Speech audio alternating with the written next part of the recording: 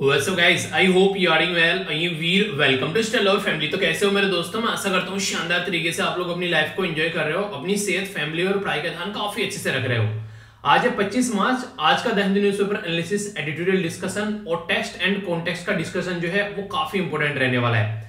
यानी कि पूरा न्यूज़पेपर जो है वो काफी डिटेल में कवर करने वाला हूँ, बैकग्राउंड इन्फॉर्मेशन के साथ में। हर एक एग्जाम में आप लोगों को फायदा पहुंचाने वाला है। अगर आप लोग मेंस की भी तैयारी कर रहे हैं तो आप लोगों के लिए 2 क्वेश्चन भी होंगे यहाँ पर। इसी के साथ में जहां पर जरूरत पड़ेगी वहां पर मैप भी देखेंगे और इसी के साथ में कुछ फैक्चुअल इन्फॉर्मेशन भी आप लोगों को बहुत सारी देखने को मिलेंगी, जो कि हर एक एग्जाम में आप लोगों को फायदा पहुंचाएगी। वीडियो को एंड तक देखिएगा, टक टक लगाकर, और एक छोटा सा काम जरूर करिएगा। जब वीडियो कंप्लीट हो जाए तो 1 मिनट के लिए आंख बंद कर रिकॉल करने की कोशिश करना कि क्या क्या आज के इस डिस्कशन में आप लोगों ने सुना, क्योंकि उससे ये पता चलेगा कितने अच्छे से आप लोगों ने डिस्कशन सुना है। अगर चीजों को आप लोग रिकॉल कर पाते हो तो, अगर रिकॉल नहीं कर पा रहे हो तो इसका मतलब आप लोगों ने अच्छे से नहीं सुना है। ठीक है, तो ये थोड़ी सी एक एक्सरसाइज होगी जो कि आप लोगों को डेली रेगुलर करनी है और ये आप लोगों को चीजों को रिवाइज करने में भी हेल्प करेगी, आप लोगों की मेमोरी फॉर्मेशन का काम करेगी। तो ये आप लोग जरूर क्या कीजिए। ठीक है, काफी शानदार डिस्कशन है, बहुत सारी बातें जानेंगे। अगर बात करें तो सबसे पहले मैं यहाँ पर आप लोगों के सामने एक बेसिक छोटी सी इंफॉर्मेशन है, बेसिकली जो बताना चाहता हूँ। यहाँ पर ये कल जो थी काफी ज्यादा वायरल हो रही थी यहाँ पर ये न्यूज, जो यहाँ पर डायरेक्टर हैं द कश्मीर फाइल्स के, उनके द्वारा यहाँ पर ये ट्वीट किया गया था कि एक जो औरत है इनके द्वारा यहाँ पर अपना जो है ब्लड निकाला गया यहाँ पर बेसिकली, और फिर उस ब्लड से, अपने खून से इनके द्वारा ये पेंटिंग तैयार की गई, द कश्मीर फाइल। इनके देखने के बाद में इतना इमोशनल हो गई कि इनके द्वारा यहाँ पर ये पेंटिंग जो है वो तैयार कर दी गई। ठीक है, तो ये काफी ज्यादा वायरल हो रही थी चीजें। आप में से कितने ऐसे भी फैमिली मेंबर है जिन्होंने द कश्मीर फाइल देखी है, बताइएगा जरूर। बाकी यहाँ पर एक और इंपॉर्टेंट जो पॉइंट है वो आज ही के फ्रंट पेज पर है यहाँ पर। सॉरी यार, केजरीवाल साहब के द्वारा यहाँ पर एक काफी इंपॉर्टेंट बात बोली गई, बोला गया कि ये एक झूठी फिल्म है, यानी कि इनके द्वारा यहाँ पर इसके ऊपर आरोप लगा दिया गया है। यानी कि आज की डेट में देश जो है कश्मीर फाइल को लेकर 2 पार्ट में डिवाइड हो गया है। एक तो वो है जो कश्मीर फाइल को खूब सपोर्ट कर रहे हैं, और दूसरे वो हैं जो यहाँ पर कश्मीर फाइल के बारे में बोल रहे हैं कि जो पंडित थे यहाँ पर, जो यहाँ पर एक तरीके से प्रॉब्लम फेस करे थे यहाँ पर, तो उनकी जो यहाँ पर उनके साथ में जो दिक्कतें हुई थी उसका फायदा उठाया जा रहा है बीजेपी के द्वारा। और इसी के साथ में जो एक्टर, जो इनके यहाँ पर डायरेक्टर है अग्निहोत्री साहब, ठीक है, तो वो खूब दबाकर अपना पैसा पेट रहे हैं। यानी कि एक तरीके से उनको अच्छा पैसा, उनको अच्छा वो मिल गया पैसा कमाने का साधन। ठीक है, तो आप लोग कौन सी साइड में है यहाँ पर? मूवी तो आप लोगों ने भी देखी है, आप लोग कौन सी साइड में यहाँ पर? केजरीवाल जी की साइड में है, या फिर यहाँ पर ये मूवी आप लोगों को बिल्कुल सही लगी? ये आप लोग किस तरीके से इसको देखते हैं? कई सारे लोग ये बोल रहे हैं कि प्रोपेगेंडा दिखाए जा रहे हैं यहाँ पर काफी लार्ज स्केल पर, कि मूवी को इस तरीके से दिखाने की कोशिश की जा रही है कि 2024 के जो जनरल इलेक्शन आने वाले हैं उसके लिए एक नैरेटिव तैयार किया जा रहा है। ठीक है, तो यहाँ पर ये ध्यान में रखते हुए ये मूवी जो है उसको कई सारे लोग अलग तरीके से क्रिटिसाइज कर रहे हैं। आप लोग देख कर आए, अगर आप लोगों को being a citizen of India बोला जाए तो आप लोग इस मूवी को कैसे देखते हैं, और आप लोग इस मूवी को 10 में से कितने स्टार देंगे? ठीक है, आप लोग ये बताइए। देखता हूं आप लोग क्या जिसने देखी है मतलब वो बताएगा आप लोग। ठीक है, आगे बढ़ते हैं। तो ये फ्रंट पेज पर ही दे रखी थी न्यूज, तो मुझे लगा आप लोगों के साथ में शेयर की जाए। आगे चलते हैं। आज की इंपॉर्टेंट कोटेशन है जो कि आप लोगों को आज के लिए जोश भरा, एक तरीके से आप लोगों के अंदर जोश एक मेंटेन रखने की कोशिश करेगी शाम तक। और देखिए दिन जो है बिल्कुल जोश में स्टार्ट कीजिए ताकि शाम तक जो है आप लोग फुल जोश से भर रहे हैं। तो बोला क्या गया है यहाँ पर, आप लोग ध्यान से सुनिएगा। बोला गया घायल तो यहाँ हर एक परिंदा है, मगर फिर भी जो उड़ सके बस वही जिंदा है। मतलब क्या हो गया इसका मतलब यहाँ पर सीधा सीधा ये हो गया कि टेंशन ऐसा नहीं है कि किसी की लाइफ में नहीं है, हर एक इंसान की लाइफ में टेंशन है। मेरी लाइफ में दुनिया भर की टेंशन है। ठीक है, पर लेकिन आप लोगों को लेक्चर में रेयरली कभी दिखाई देगी कि हाँ मैं बहुत सैड फील कर रहा हूँ, लेक्चर डिलीवर करने में आप लोगों को लग रहा है कि हाँ सर के अंदर एनर्जी नहीं है। ठीक है, तो वो क्या होता है, क्योंकि जब लेक्चर लेने बैठता हूँ ना तो बहुत सारी चीजें दिमाग में चल रही होती है उससे पहले, और जैसे लेक्चर लेने बैठता हूँ सारी चीजें गायब हो जाती हैं। यानी कि मेरी दुनिया में क्या दिक्कत चल रही है, मैं क्या प्रॉब्लम फेस कर रहा हूँ, मुझे बॉडी से कोई प्रॉब्लम है या फिर मुझे और कोई दिक्कत चल रही है पर्सनल लाइफ में, तो सारी चीजें भूल जाता हूँ। फिर पूरा फोकस रहता है लेक्चर डिलीवर करने पर। ठीक है, अभी कुछ दिनों पहले यहाँ पर हुआ भी था ऐसे ही, एक दोस्त था, तो मतलब बैठे थे बातें कर रहे थे, कुछ सिचुएशन ऐसी हो गई थी कि मूड जो है वो काफी खराब था। तो फिर मैंने लेक्चर लिया और लेक्चर कंप्लीट करने के बाद मैं फिर से उससे बातें करने लगा। ठीक है, तो उसने मतलब जब मैं लेक्चर ले रहा था तो वो बाहर चला गया था अपना घूमने इधर उधर, और फिर उसने लेक्चर सुना, बोला कि यार ये क्या था? मैंने कहा क्या हुआ? कह रहा है कि लेक्चर देखने के बाद में लग ही नहीं रहा है कि तुम अंदर से दुखी हो। मैंने कहा वो पता नहीं क्या होता है, जब लेक्चर लेने बैठता हूँ एक अलग ही जोन में रहता हूँ मैं। ठीक है, तो मेरी मतलब जो अंदर जो परेशानी है, टेंशन है, जो भी रहती है वो मैं सब भूल जाता हूँ। तो यही काम आप लोगों को करना है जब आप लोग अपना काम करने बैठे। हर एक इंसान की जिंदगी में प्रॉब्लम है, पर इसका मतलब ये नहीं कि आप लोग अपने काम पर इंपैक्ट डालोगे, आप लोग अपनी पढ़ाई पर इंपैक्ट डालोगे, आप लोग अपनी हेल्थ पर इंपैक्ट डालोगे। ठीक है, आप लोगों ने देखा होगा, यहाँ पर आप लोगों ने सुना भी होगा कई बार कि सचिन तेंदुलकर जी के जो फादर की डेथ हो गई थी, उसके बाद भी जो बंदा है वो खेल रहा है दबाकर। सेम काम विराट कोहली के साथ में आप लोगों ने सुना होगा। तो काम को इतना इंपॉर्टेंस दो कि यहाँ पर ये सारी चीजें जो है, देखिए अगर जाने वाला गया, ठीक है, मत पता है कि माँ बाप जो है वो जिंदगी के सबसे इंपॉर्टेंट पार्ट होते हैं, पर लेकिन वो कितने खुश होंगे कि आप लोग एक तरीके से अपने काम पर फोकस किए हुए हैं जाने के बाद भी, कि आप लोग उनके गम में अपना काम छोड़कर दारू पीने लग गए, बर्बाद हो गए, मतलब रो रहे हो, उससे वो खुश होंगे। अपने काम पर आप लोग फोकस करो, आपके माँ बाप उससे ज्यादा खुश होंगे। तो ये बात हमेशा अपने ध्यान में रखिएगा और आप लोगों को हमेशा इससे मोटिवेशन भी मिलना चाहिए। माँ बाप हमेशा चाहते हैं कि बच्चे हमेशा आगे बढ़े, तो ये बात याद रखना, ठीक है। आज 25 मार्च है, आज एक काफी बड़ा एक आप लोग बोल सकते हैं पड़ोस में एक काफी बड़ा एक इवेंट होने वाला है, क्योंकि आज ही के दिन जो है पाकिस्तान में यहाँ पर नो कॉन्फिडेंस मोशन चलने वाला है। नो कॉन्फिडेंस मतलब जो इमरान खान साहब जो है उनसे पूछा जाएगा, मतलब एक तरीके से उनकी पॉलिटिकल पार्टी से कि अपनी कॉन्फिडेंस दिखाओ, यानी कि कितनी सीट है तुम्हारे पास में वो दिखाओ। टोटल 342 मेंबर की इनकी असेंबली है, यहाँ पर 172 के करीब यहाँ पर सीट चाहिए, पर लेकिन लग नहीं रहा है यहाँ पर इनको सीट मिलेगी। खुद के मिनिस्टर जो हैं वो बोल चुके हैं पाकिस्तान के कि यहाँ पर अर्ली इलेक्शन हो सकते हैं पाकिस्तान के अंदर में। ये भी आज के फ्रंट पेज की ही न्यूज थी, ठीक है। तो ये कुछ ऐसी न्यूज थी जो मुझे लगा आप लोगों के साथ में शेयर करनी चाहिए। बाकी अब आगे बढ़ते हैं, एक एक पॉइंट देखते हैं ढंग से। पहले क्वेश्चन है आप लोगों के सामने, इसको अटेम्प्ट कीजिए। अच्छा है क्वेश्चन, डायरेक्ट एग्जाम में बन सकते हैं। आप लोगों को कई बार मैंने फॉरेस्ट के बारे में पढ़ा है, तो यहाँ पर उसी से रिलेटेड यहाँ पर ये क्वेश्चन है। फॉरेस्ट जो है यहाँ पर स्टेट लिस्ट से ट्रांसफर करके कॉन्करेंट लिस्ट में डाल देगा। स्टेट लिस्ट मतलब राज्य की सूची, कॉन्करेंट लिस्ट मतलब समवर्ती सूची। तो कौन से शेड्यूल के अंदर में तीनों लिस्ट होती है, पहले तो आप लोग ये बताइए हमारे संविधान का कौन सा शेड्यूल है जिसके अंदर तीनों लिस्ट होती है, आप लोग को ये बताना है, ठीक है। अब यहाँ पर पहले जो फॉरेस्ट यानी कि जो जंगलों वाला एरिया था, ये यहाँ पर राज्य के अंदर आया करता कि राज्य यहाँ पर इसकी देखरेख करेंगे, पर लेकिन अभी वहां से हटाकर इसको कहां पर डाल देंगे, इसको कॉन्करेंट लिस्ट में डाल देंगे। तो आप लोगों को यहाँ पर ये बताना है कि कौन सा संविधान में संशोधन किया गया जिससे इसको कॉन्करेंट लिस्ट में डाला गया। 38वां, 42वां, 46वां या 86वां, 38, 42, 86 या फिर 46 या फिर 86। सही आंसर बताइए, वीडियो के एंड तक आप लोगों को सही आंसर मिल जाएगा, ठीक है। और कल का जो क्वेश्चन पूछा था उसका भी आंसर दूंगा, कल जो है माइंड से निकल गया, कई बार जो होती है चीजें निकल जाती है माइंड से, ठीक है। तो याद दिला दिया करो आप लोग अगर ऐसा कुछ होता है तो आइए आज के पहले एक बार एडिटोरियल पर नजर डालेंगे, कौन कौन से एडिटोरियल हम लोग डिस्कस करने वाले हैं और फिर चीजों को लेकर आगे बढ़ेंगे।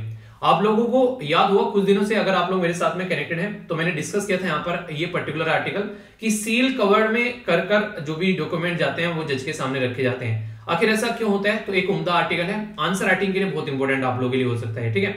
तो समझेंगे काफी अच्छे से, और प्रीलिम्स के लिए भी कुछ फैक्ट है इसके अंदर में जिससे डायरेक्ट क्वेश्चन आप लोगों का निकल जाएगा। यहां पर अगर बात करेंगे, ये आर्टिकल इंडिया और रशिया के रिलेशन के बारे में बात कर रहा है। हालांकि पूरा आर्टिकल जो है वो यूक्रेन के इशू पर घूम रहा है, पर लेकिन मैं आप लोगों को बेहतरीन तरीके से इंडिया और रशिया के रिलेशन समझाऊंगा। अगर कल को लिखने के लिए आ जाए तो आप लोग कैसे उसको लिख सकते हैं वो भी आप लोगों को बताऊंगा। इंपॉर्टेंट पॉइंट है, सारे यहां पर कवर करेंगे। श्रीलंका के अंदर अभी क्राइसिस चल रहा है, वैसे तो कवर कर चुका हूं, अगर टाइम मिलेगा तो वीडियो के एंड में एक बार और देख लेंगे, ठीक है। ये यहाँ पर अभी क्या क्या मुद्दा है पूरा समझा दूंगा, क्या क्या चल रहा है बेसिकली, ठीक है। इसी के साथ में यहाँ पर ये है कश्मीर, ये है बेसिकली कश्मीर का मुद्दा डिस्कस किया जा रहा है चाइना के रेस्पेक्ट में। तो ये जो आर्टिकल है ये आज डिस्कस नहीं करूंगा। रीजन क्या है? रीजन यहाँ पर ये है, चाइना के फॉरेन मिनिस्टर जो है वो यहाँ पर लैंड किए हैं इंडिया के अंदर में अभी, ठीक है। तो अभी आए हैं यहाँ पर, इसके ऊपर बातें होंगी, डिस्कशन होगा, क्या क्या मुद्दे चल रहे हैं उनके बारे में देखेंगे। उसके बाद में और दुनिया भर के आर्टिकल यहाँ पर आएंगे। तो जब ये पूरा इनका ये दौरा जो है खत्म हो जाएगा, उसके बाद में कंप्लीट आर्टिकल जो है मैं आप लोगों को समराइज कर दूंगा, ताकि एक पूरा जिस्ट आप लोगों के पास में रहे, ठीक है। तो डे बाय डे की जो बोल बच्चन गिरी होती है उससे आप लोग अपना पीछे छुड़ा सकते हैं। ऐसे आर्टिकल आते हैं, जैसे यूक्रेन का डेली चल रहा है, ये सारे इशू बन रहे हैं। तो बैठकर एक बार आप लोग क्या करना है, एक बार उसको तैयार कर लेना है और फिर कहानी खत्म, ठीक है। नोट्स आप लोगों को सारे मिल ही जाते हैं पीपीटी की फॉर्म में, जैसे कि आज भी बहुत सारे नोट्स मैं आप लोगों को प्रोवाइड कराने वाला हूं, जो कि आप लोगों को रिवीजन करने में काफी ज्यादा फायदा होंगे, ठीक है। तो उन पर आप लोग अच्छे से नजर डालिएगा। तो ये आर्टिकल ये हो जाएगा बेसिकली। यहाँ पर ये जो आर्टिकल है यहाँ पर ये पॉपुलिस्ट मेजर के बारे में क्वेश्चन आप लोगों से पूछा जा सकता है इंटरव्यू के अंदर में। आखिर कैसे? तो ये मैं आप लोगों को यहाँ पर डिस्कस करूंगा, क्योंकि नॉर्मली अभी रिसेंटली हमारी कंट्री में 5 राज्यों में इलेक्शन हुए, ठीक है। और मैंने बोला था इलेक्शन से रिलेटेड क्वेश्चन आप लोग ये बन सकते हैं। और अभी उत्तर प्रदेश के अंदर आप लोगों ने देखा जो वहां पर डायरेक्ट क्वेश्चन आप लोगों का बना A1 एसए के अंदर भी, कि डेमोक्रेसी और इलेक्शन और स्टेट के बारे में जो बातें की गई, तो वो समझ सकते हैं। ये पाकिस्तान के जो इलेक्शन के बारे में ही बात की जा रही है, जो मैंने भी आप लोगों को बताया। नो कॉन्फिडेंस मोशन होगा तो उसके बारे में डिस्कस कर रहे हैं, तो वो ज्यादा इंपॉर्टेंट नहीं है। बाकी जो भी होगा 1-2 दिन में, और मतलब आज शाम तक पता चल ही जाएगा आप लोगों को, ठीक है। यहाँ पर अगर बात करें तो ये है बेसिकली डेटा पॉइंट किसके बारे में, कोविड-19 की वैक्सीन के बारे में, तो इसको इग्नोर कर सकते हैं। अब बात करते हैं टेक्स्ट एंड कॉन्टेक्स्ट के बारे में, जो कि एग्जाम के लिए बहुत इंपॉर्टेंट होता है, तो इसके बारे में हम लोग बात करेंगे। ऑयल का प्राइस बढ़ गया, उसके बारे में पूरा एनालिसिस कर रखा है यहाँ पर। तो मैं भी डिटेल में आप लोगों को बताऊंगा काफी सारी बेसिक इन्फॉर्मेशन, और यहाँ से आप लोगों के लिए क्वेश्चन भी बन सकता है। क्वेश्चन कैसे बन सकता है आप लोगों के लिए, बेसिकली ऑब्जेक्टिव टाइप क्वेश्चन किसी भी एग्जाम में पूछा जा सकता है, तो समझेंगे काफी डिटेल में, ठीक है। तो काफी एक उम्दा तरीका आर्टिकल यहाँ पर ही रहेगा, जिसके साथ में आप लोग अच्छे से कनेक्ट कर पाओगे। ये साइड का जो आर्टिकल आप लोगों को देखने को मिल रहा है मूवीज के बारे में है, कंप्लीटली आप लोग इसको इग्नोर कर सकते हो। ऐसा कोई भी आर्टिकल होता है तो टाइम वेस्ट करने की जरूरत नहीं है ऐसे आर्टिकल के ऊपर, ठीक है। अगर बात की जाए यहाँ पर ये साइड में जो आर्टिकल आप लोगों को देखने को मिलेगा, यहाँ पर ये बेसिकली इंग्लिश इंप्रूव करने के लिए कई बार आप लोगों का रहता है कि किसी से बात करनी है तो कैसे करनी है, तो उसके बारे में है। मैं इसको डाल दूंगा आप लोगों का जो SLVpedia वाला चैनल है ना, तो वहां पर मैं प्रोवाइड करा दूंगा। तो अगर आप लोग चाहते हैं अपनी इंग्लिश इंप्रूव करना तो आप लोग इसको देख लेना। ये बेसिकली SLVpedia वाला चैनल है। नोट्स वगैरह में यहाँ पर प्रोवाइड कराता रहता हूँ आप लोगों को, जो भी इंपॉर्टेंट फैक्ट्स और फिगर होते हैं, ठीक है। तो आप लोग इनको देख लिया करो। यहाँ पर कई सारी जैसे डेटा पॉइंट हो गए जो कि एग्जाम में आप लोग लिख सकते हैं। डेली एक आर्टिकल भी सेंड करता हूँ यहाँ पर, जिससे कि आप लोगों का जो CSAT वाला पोर्शन है उसको आप लोग अच्छे से कवर कर सकें, ठीक है। तो ये काम आप लोग जरूर करना। तो ये आज जरूर ज्वाइन कर लेना। मतलब 3 ग्रुप है, एक में PDF वगैरह और सारे आप लोग को नोटिफिकेशन मिल जाते हैं। ये जो मेन आर्टिकल है लगभग 1.5 लाख से ज्यादा मेंबर जुड़े हुए हैं। दूसरा यहाँ पर आंसर राइटिंग है, इसमें आप लोगों को डेली 2 क्वेश्चन पोस्ट करता हूँ, तो आंसर राइटिंग भी हो जाती है। तो यानी कि पूरा प्रॉपर एक एग्जाम की तैयारी आप लोगों की हो जाएगी। तीनों ग्रुप ज्वाइन करिए, अच्छे से आप लोग अपनी पढ़ाई लेकर चल सकते हैं, ठीक है। और सारी की सारी चीजें जो है वो फ्री ऑफ कॉस्ट है, कोई पेमेंट आप लोगों को नहीं देना है, अपना अच्छे से पढ़ाई करनी है बस, ठीक है। यहाँ पर बात करें, ये आज का क्विज है, तो ये काफी अच्छा है। अगर आप लोग बिहार से आते हैं तो बिहार का फाउंडेशन डे जो है वो सेलिब्रेट किया गया 22 मार्च को, तो उसी के चलते यहाँ पर ये सारी चीजें बिहार के बारे में दे रखी है। तो ये भी मैं आप लोगों को टेलीग्राम पर भी प्रोवाइड करा दूंगा, तो आप लोग इसको जरूर देखेगा। और बाकी ये जो पिक्चर आप लोगों को दिख रही है, ये बेसिकली पहचानो कौन वाली पिक्चर है, यानी कि ये क्या है आप लोगों को यहाँ पर ये बताना है। और इसको ट्रांसफर किया गया था बिहार से, आज के दिन में ये राष्ट्रपति भवन के अंदर है। तो ये आप लोग बताइए, कल फिर जब डिस्कस करूंगा तो इसके बारे में आप लोगों को बताऊंगा, ठीक है। तो ये कुछ ऐसी चीजें होती हैं जो कि आप लोग कुछ डेली नया सिखाती हैं, तो यहाँ पर इसके बारे में याद रखिएगा। बाकी 5 क्वेश्चन है यहाँ पर ये क्विज के, इनको आप लोग को अटेम्प्ट करना है। पांचों के आंसर चाहिए मुझे, ठीक है। ऐसा नहीं है कि बस दे देता हूँ, कई सारे बच्चे नहीं अटेम्प्ट करते हैं। आखिर क्यों नहीं करते बताओ तो सही यार। मतलब ऐसा कौन सा इंपॉर्टेंट काम है जो आप लोग को अपनी पढ़ाई से भी ज्यादा इंपॉर्टेंट हो जाता है? अगर है तो रियलिटी में मुझे बताओ यार, मैं भी ये लेक्चर छोड़ छाड़ के उसी काम में लगूं। ऐसा मत किया करो ना, ये आप लोगों के लिए ही है। तो इनको पांचों के क्वेश्चन के आंसर आप लोगों को देने, ठीक है। ये भी मैं पोस्ट कर दूंगा, कोशिश किया करो यार प्रैक्टिस करने की। ऐसा कैसे चलेगा अपने, ऐसा कैसे चलेगा भैया, ऐसे थोड़ा ना होता है। तो ये काम नहीं करना है, ठीक है। तो इसको कोशिश करो कि आप लोग ज्यादा से ज्यादा सपोर्ट करने की, ठीक है।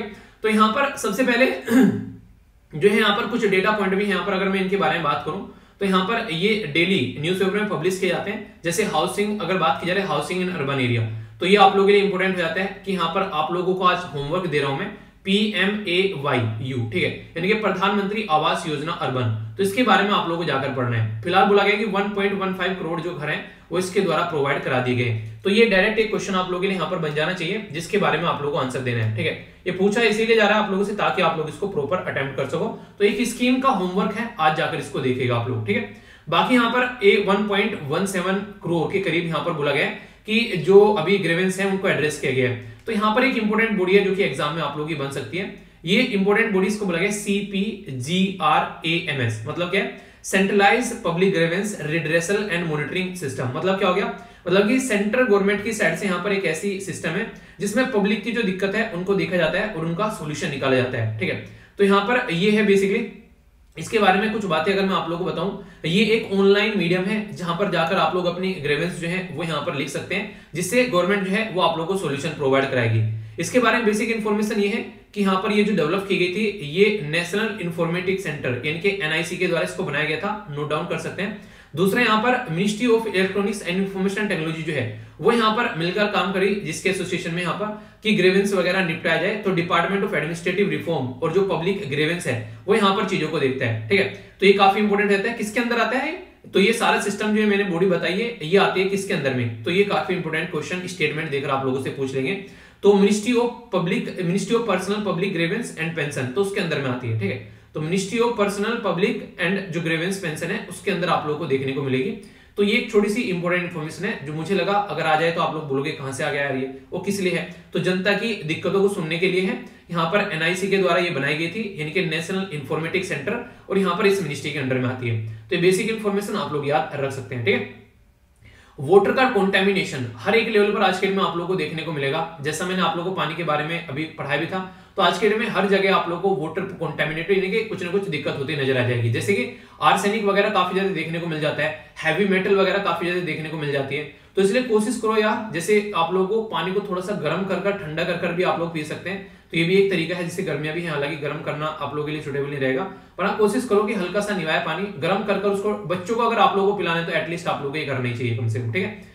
तो ये कुछ बेसिक है। अगर वाटर कंटामिनेशन के बारे में बात करें तो आर्सेनिक जो है वो काफी खतरनाक प्रॉब्लम क्रिएट कर देता है जब बॉडी के अंदर में जाता है। तो इसी के चलते यहाँ पर ये इन्फॉर्मेशन जल शक्ति मिनिस्ट्री के द्वारा प्रस्तुत कराई गई है, ठीक है। ग्रीनफील्ड इन्वेस्टमेंट के बारे में बात की जा रही है, तो 36 जो यहाँ पर 1000 करोड़ के करीब ग्रीनफील्ड इन्वेस्टमेंट के बारे में बात की जा रही है। तो ये एक टर्म है ग्रीनफील्ड इन्वेस्टमेंट। तो यहाँ पर हमारी कंट्री में जो मिनिस्टर है आज के डेट में सिविल एविएशन मिनिस्टर, तो ये है ज्योतिरादित्य सिंधिया, ठीक है। तो अगर बात करें यहाँ पर इंपॉर्टेंट मुद्दा है कि ग्रीनफील्ड और ब्राउनफील्ड में क्या डिफरेंस होता है। देखिए ग्रीन फील्ड का मतलब ये होता है कि जहां पर कंप्लीटली रो आप लोगों अब तो कुछ नहीं है, वहां पर आकर आप लोगों ने वहां पर एक नई सिरे से स्टार्ट किया है। जैसे कोई बच्चा ऐसा है कि ग्रेजुएशन करके आया, उसने यूपीएससी की फुल फॉर्म भी नहीं पता है उसको, बस आकर अभी यहाँ पर बोला कि यूपीएससी की तैयारी करनी है, तो पहले क्या करेगा वो, अभी एक तरीके से ग्रीन फील्ड हो गया बिल्कुल कंप्लीटली उसका प्रोजेक्ट। क्यों?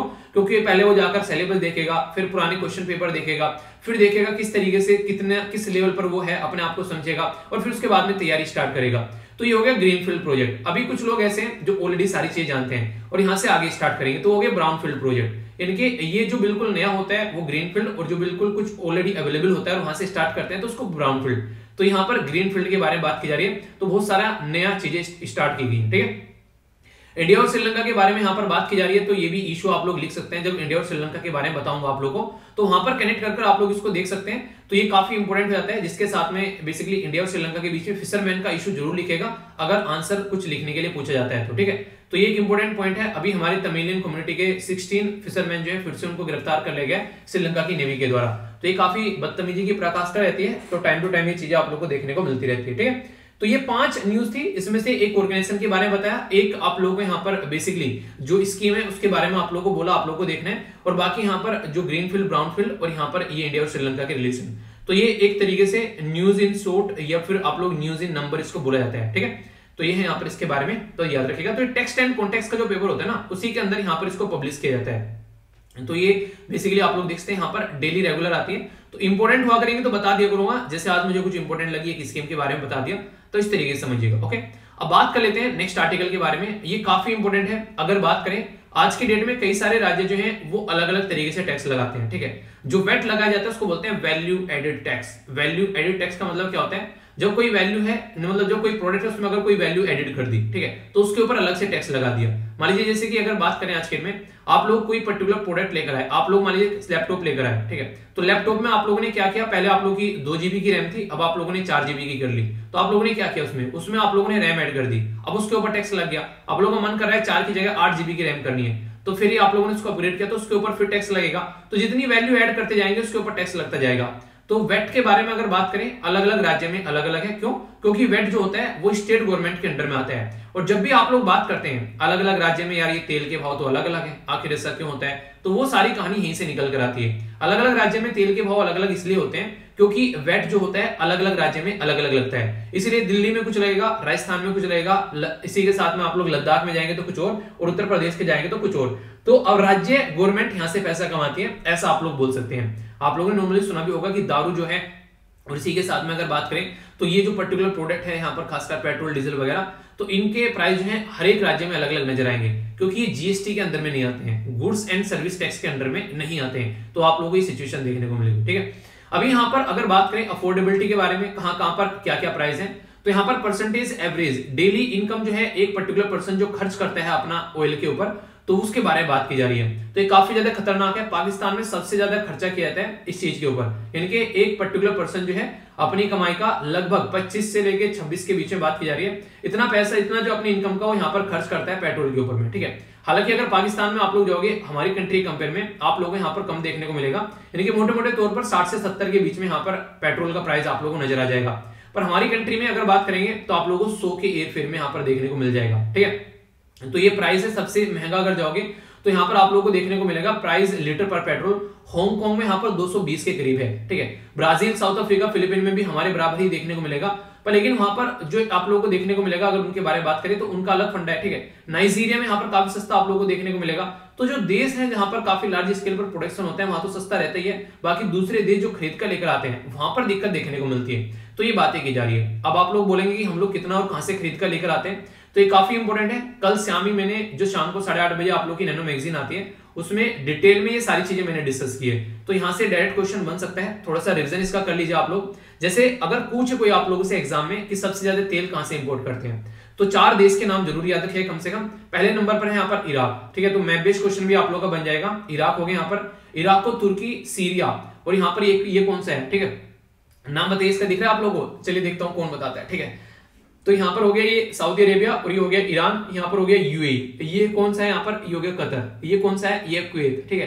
तो ये सारी छोटे छोटे से एरिया है, इनके बारे में आप लोग याद रखिएगा, पता होना चाहिए। कल को क्वेश्चन भी आप लोगों का बन जाए तो आप लोगों को कोई भी कंफ्यूजन इसको लेकर माइंड में नहीं होना चाहिए। तो यहाँ पर बेसिकली सबसे ज्यादा तेल हम लोग खरीद रहे हैं इराक से, ठीक है। इसके बारे में अगर बात करें तो परसेंटेज में भी आप लोग याद रखते हैं, लगभग 23% हम लोग तेल जो है वो इराक से खरीद कर लेकर आ रहे हैं। तो ये काफी इंपोर्टेंट पॉइंट है। दूसरे नंबर पर हम लोग सबसे ज्यादा किससे खरीद रहे हैं, सऊदी अरेबिया से।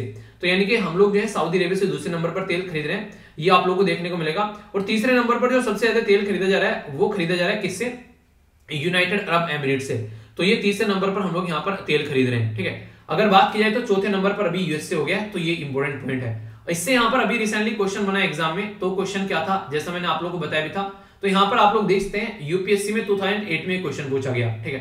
तो यहाँ पर क्या है कि यहाँ पर बोला गया कि 1 लीटर में, 1 बैरल में कितने लीटर होते हैं। तो ये पूछा गया 1 बैरल में जो है कितने लीटर तेल आता है। तो यहाँ पर अभी तो मान लीजिए यूपीएससी ने बैरल में पूछ लिया, कल को चलकर वो गैलन में पूछ सकता है आप लोगों से, ठीक है। जब बैरल में पूछ रहे तो गैलन में पूछने में भी कुछ नहीं बिगड़ेगा।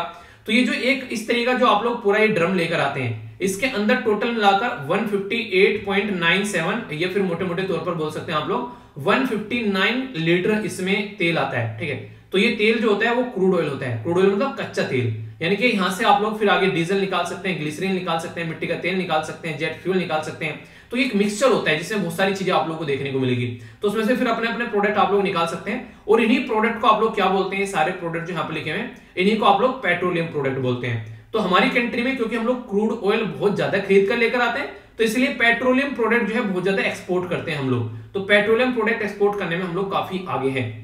तो याद रखिएगा 85% हम लोग अपनी रिक्वायरमेंट जो है वो बाहर से खरीद कर पूरा करते हैं। तो इसलिए यहाँ पर आप लोग समझिए कितना तेल खरीद कर लेकर आते हैं, फिर पेट्रोलियम प्रोडक्ट आएंगे तो उनको हम लोग बेचेंगे भी। तो ऐसे आप लोग इसको कंपेयर करके देख सकते हैं। तो इंपॉर्टेंट है यहाँ पर, इसको याद रखिएगा। 1 बैरल में 42 गैलन होते हैं, और 1 गैलन में यहाँ पर 3.785 लीटर होते हैं। तो इस तरीके से याद रखते हैं आप लोगों से क्वेश्चन अगर पूछा जाए तो 1 बैरल में लीटर भी आप लोग यहाँ पर देखने को मिल गया। तो इसके चलते क्वेश्चन अगर बन जाए यहाँ पर तो कंफ्यूजन आप लोगों को नहीं होना चाहिए। 1 गैलन में भी लीटर बता दिया और 1 बैरल में भी लीटर बता दिया।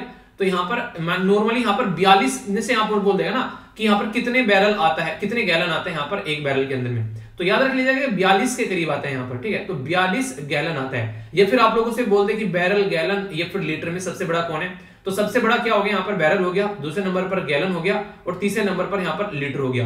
तो ये इंक्रीजिंग या डिक्रीजिंग ऑर्डर में भी आप लोगों से अगर पूछ ले तो कंफ्यूजन नहीं होना है, ठीक है। बाकी यहाँ पर ये क्वेश्चन है यहाँ पर कितना लीटर होता है, तो ये आप लोगों को हो गया यहाँ पर, ये हो गया यहाँ पर 159 लीटर, ठीक है। ऑप्शन मैंने चेंज कर दिया यहाँ पर, उनके द्वारा दूसरे ऑप्शन दिए गए थे, मैंने थोड़ा डिफरेंट बना दिया, ठीक है। तो ये इंपॉर्टेंट है, जो कि आप लोगों से क्वेश्चन पूछ ले जाए तो आप लोगों के माइंड में इसको लेकर कंप्लीट क्लैरिटी होनी चाहिए। अभी यहाँ पर बात करता हूँ तेल का प्राइस डिसाइड कैसे होता है। अगर बात करें, देखिए जब हम लोग लेकर आते हैं वहां पर तेल का प्राइस एक बेस प्राइस रहता है, तो एक अलग रहता है। जब हम लोग यहाँ पर इसको बेचते हैं तो वो आप लोगों को अलग देखने को मिलेगा, ठीक है। नॉर्मली क्या क्या होता है, मान लीजिए यहाँ पर बेस प्राइस है, तो बेस प्राइस आप लोग मान लीजिए 25-26 इस तरीके का कोई देखने को मिल रहा है, ठीक है। तो यहाँ से अगर बात करेंगे, जैसे कि अगर बात करेंगे तो रिफाइनरी में जब यहाँ पर ये जाएगा तो वहां पर थोड़ा सा प्राइस बढ़ जाएगा। मान लीजिए बेस प्राइस 26 है, तो रिफाइनरी में यहाँ पर पहुंच गया तो आप लोगों को एक अलग लेवल पर देखने को मिलेगा। अगर बात करें यहाँ पर जो प्राइस है जो डीलर के पास में जाएगा, तो डीलर का कमीशन आप लोगों को लगता हुआ नजर आएगा, ठीक है। जैसे यहाँ डीलर का मार्जिन भी दिखाया जा रहा है। यहाँ पर सबसे ज्यादा लगता है एक्साइज ड्यूटी। मान लीजिए आप लोगों का बेस प्राइस है, उस पर बेस प्राइस है आप लोगों का मान लीजिए 32 रुपए, ठीक है। उस पर 21 रुपए एक्साइज ड्यूटी लग गई, आप लोग समझ सकते हैं यहाँ पर, ठीक है। 14 रुपए उसके ऊपर वैट लग गया। यानी कि सेंट्रल गवर्नमेंट और यहाँ पर स्टेट गवर्नमेंट जो होती है वो सबसे ज्यादा पैसा मारती है यहाँ पर, तभी आप लोगों को तेल जो है इतना महंगा देखने को मिलता है। अगर तेल का प्राइस जो है 32 रुपए है, ठीक है, उससे ज्यादा अगर आप लोग यहाँ पर लगा के चलेंगे, जैसे यहाँ पर 35 रुपए, अगर दोनों को इनको ऐड कर दो यहाँ पर आप लोग, ठीक है, तो आप लोग देखोगे यहाँ पर 21 हो गया ये और 14 हो गया ये, तो 35 रुपए तो यहाँ पर टैक्स ले ले 32 रुपए के तेल पर। इसीलिए आप लोगों को मैंने यहाँ पर क्या दिखाया कि हमारी कंट्री में काफी ज्यादा आप लोगों को देखने को मिलेगा महंगा, एज कंपेयर टू पाकिस्तान से भी महंगा ज्यादा आप लोगों को हमारे देश में देखने को मिलेगा तेल का प्राइस। तो ये काफी इंपॉर्टेंट है जो आप लोग यहाँ पर समझ सकते हैं। तो यहाँ पर सेंट्रल स्टेट गवर्नमेंट जो है वो खूब पैसे यहाँ पर कमाती है। और अभी इंटरेस्टिंग चीज जो देखने को मिलेगी वो यहाँ पर ये है कि उत्तर प्रदेश, पंजाब, मणिपुर और उत्तराखंड के अंदर जो इलेक्शन थे, इसकी वजह से यहाँ पर क्या हुआ, इसकी वजह से यहाँ पर लगभग 137 डेज तक इसका प्राइस बढ़ाया नहीं गया। और गवर्नमेंट बोलती है ये डीरेगुलेटेड है, यानी कि इलेक्शन आता है तो आप लोग रेगुलेशन करने लग जाते हो, और जैसे इलेक्शन जाता है तो आप लोग बोल देते हो डीरेगुलेशन है। तो भाई साहब कैसी ये आप लोग, ये कैसा असमंजस है, कैसी आप लोग ये नहीं क्या अश्चपली कैसा खेल खेल रहे हैं आप लोग हमारे साथ में। हमारा हिंदुस्तान जिंदाबाद था, जिंदाबाद है, जिंदाबाद रहेगा। आपका पाकिस्तान जिंदाबाद है, हमें उससे कोई फर्क नहीं पड़ता है, ठीक है। तो यही बात यहाँ पर हो गई। तो यानी कि आप लोग कैसा खेल खेल रहे हैं, आप लोग बोलते हैं डीरेगुलेट कर रखा है, पर लेकिन लगता तो नहीं है। जब जब इलेक्शन आते हैं तब तब ऑयल का प्राइस जो है डाउन हो जाता है, और जब इलेक्शन के खत्म होते ही तुरंत आप लोग फिर उछाल लग जाती है। तो ये कितना सही है तो आप लोग समझ सकते हैं, ठीक है। बाकी यहाँ पर और भी कुछ बातें बता रखी है, कहां से कितना पैसा लिया जा रहा है, इनके एक्साइज ड्यूटी से, स्टेट टैक्स से, कमीशन का, तो सारी बातें यहाँ पर बताई गई है, ठीक है। तो थोड़ा सा एक आइडिया आप लोग रख सकते हैं। बाकी कुछ इंपोर्टेंट पॉइंट अगर मैं बताऊं तो यहाँ पर ये हो गया। बाकी कुछ इंपोर्टेंट पॉइंट अगर मैं आप लोग को और बताऊं जो कि आप लोग यहाँ पर याद रख सकते हैं, जो कि आप लोगों से एग्जाम में भी क्वेश्चन के तौर पर पूछा जा सकता है। हमारे देश में एक दिन की अगर रिक्वायरमेंट आप लोगों से कोई पूछ लेना तो 5 मिलियन बैरल पर डे है हमारी, यानी कि जो बैरल हम लोग ये लेकर आ रहे हैं, तो लगभग 50 लाख बैरल डेली हमारे देश में लग जाता है। तो रशिया से जो हम लोग तेल खरीद रहे हैं ना, वो हमारी लगभग एक दिन की भी रिक्वायरमेंट पूरी नहीं कर रहे हैं। तो इससे आप लोग समझिएगा। पर फिर भी हाउल्ला हो गया, फिर भी यहाँ पर चिल्लाने लगा वेस्ट रशिया से तेल खरीद रहा है। अबे इतना तेल कहाँ खरीद लिया, पूर्ति हो नहीं रही है हमारी, हम रशिया से तेल खरीद लिया, ठीक है। हमारे यहाँ पार्क में भी हम लोग गाड़ी में घूमने जाते हैं, ठीक है। तो कैसे भला हम लोग अपनी पूर्ति कर पाएंगे। तो ये चीजें हैं, तो आप लोग समझ सकते हैं। तो ये सारी चीजें आप लोग यहाँ पर देखते हैं, तो इसके बारे में थोड़ा सा आइडिया आप लोग रखेगा। तो ये टोटल मिलाकर इतना तो आप लोग का आइडिया होना चाहिए कि एक दिन में हमारे कितना खरीदा जाता है। और बाकी 60% कहां से आता है, वो गल्फ रीजन से आते हैं यहाँ पर, यानी कि 60% हम लोग गल्फ रीजन से खरीद कर लेकर आते हैं। तो ये काफी इंपॉर्टेंट है, कम से कम ये डेटा पॉइंट आप लोग को पता होना चाहिए। और बाकी जो मैंने आप लोगों को ये बताया ये याद रखिएगा, और ये यहाँ से डायरेक्ट प्रीलिम्स के भी क्वेश्चन आप लोग के बन सकते हैं। तो ये सारी बेसिक इन्फॉर्मेशन थी, एक एक पॉइंट जो है वो माइंड में क्लियर होना चाहिए, कोई भी डाउट आप लोग को नहीं होना चाहिए, ठीक है। आगे चलते हैं। और हाँ, रेगुलरली 2 क्वेश्चन देता हूं यार, उनको जरूर आप लोग आंसर राइटिंग किया करो, खासकर जो आगे के लिए तैयारी करें। जो अब की बार का प्रीलिम्स देने जा रहे हैं वो अलग बात है, पर लेकिन जो आगे के लिए तैयारी करें उनको लापरवाही नहीं बरतनी है, ठीक है। तो ये ध्यान आप लोग जरूर रखिएगा, ओके।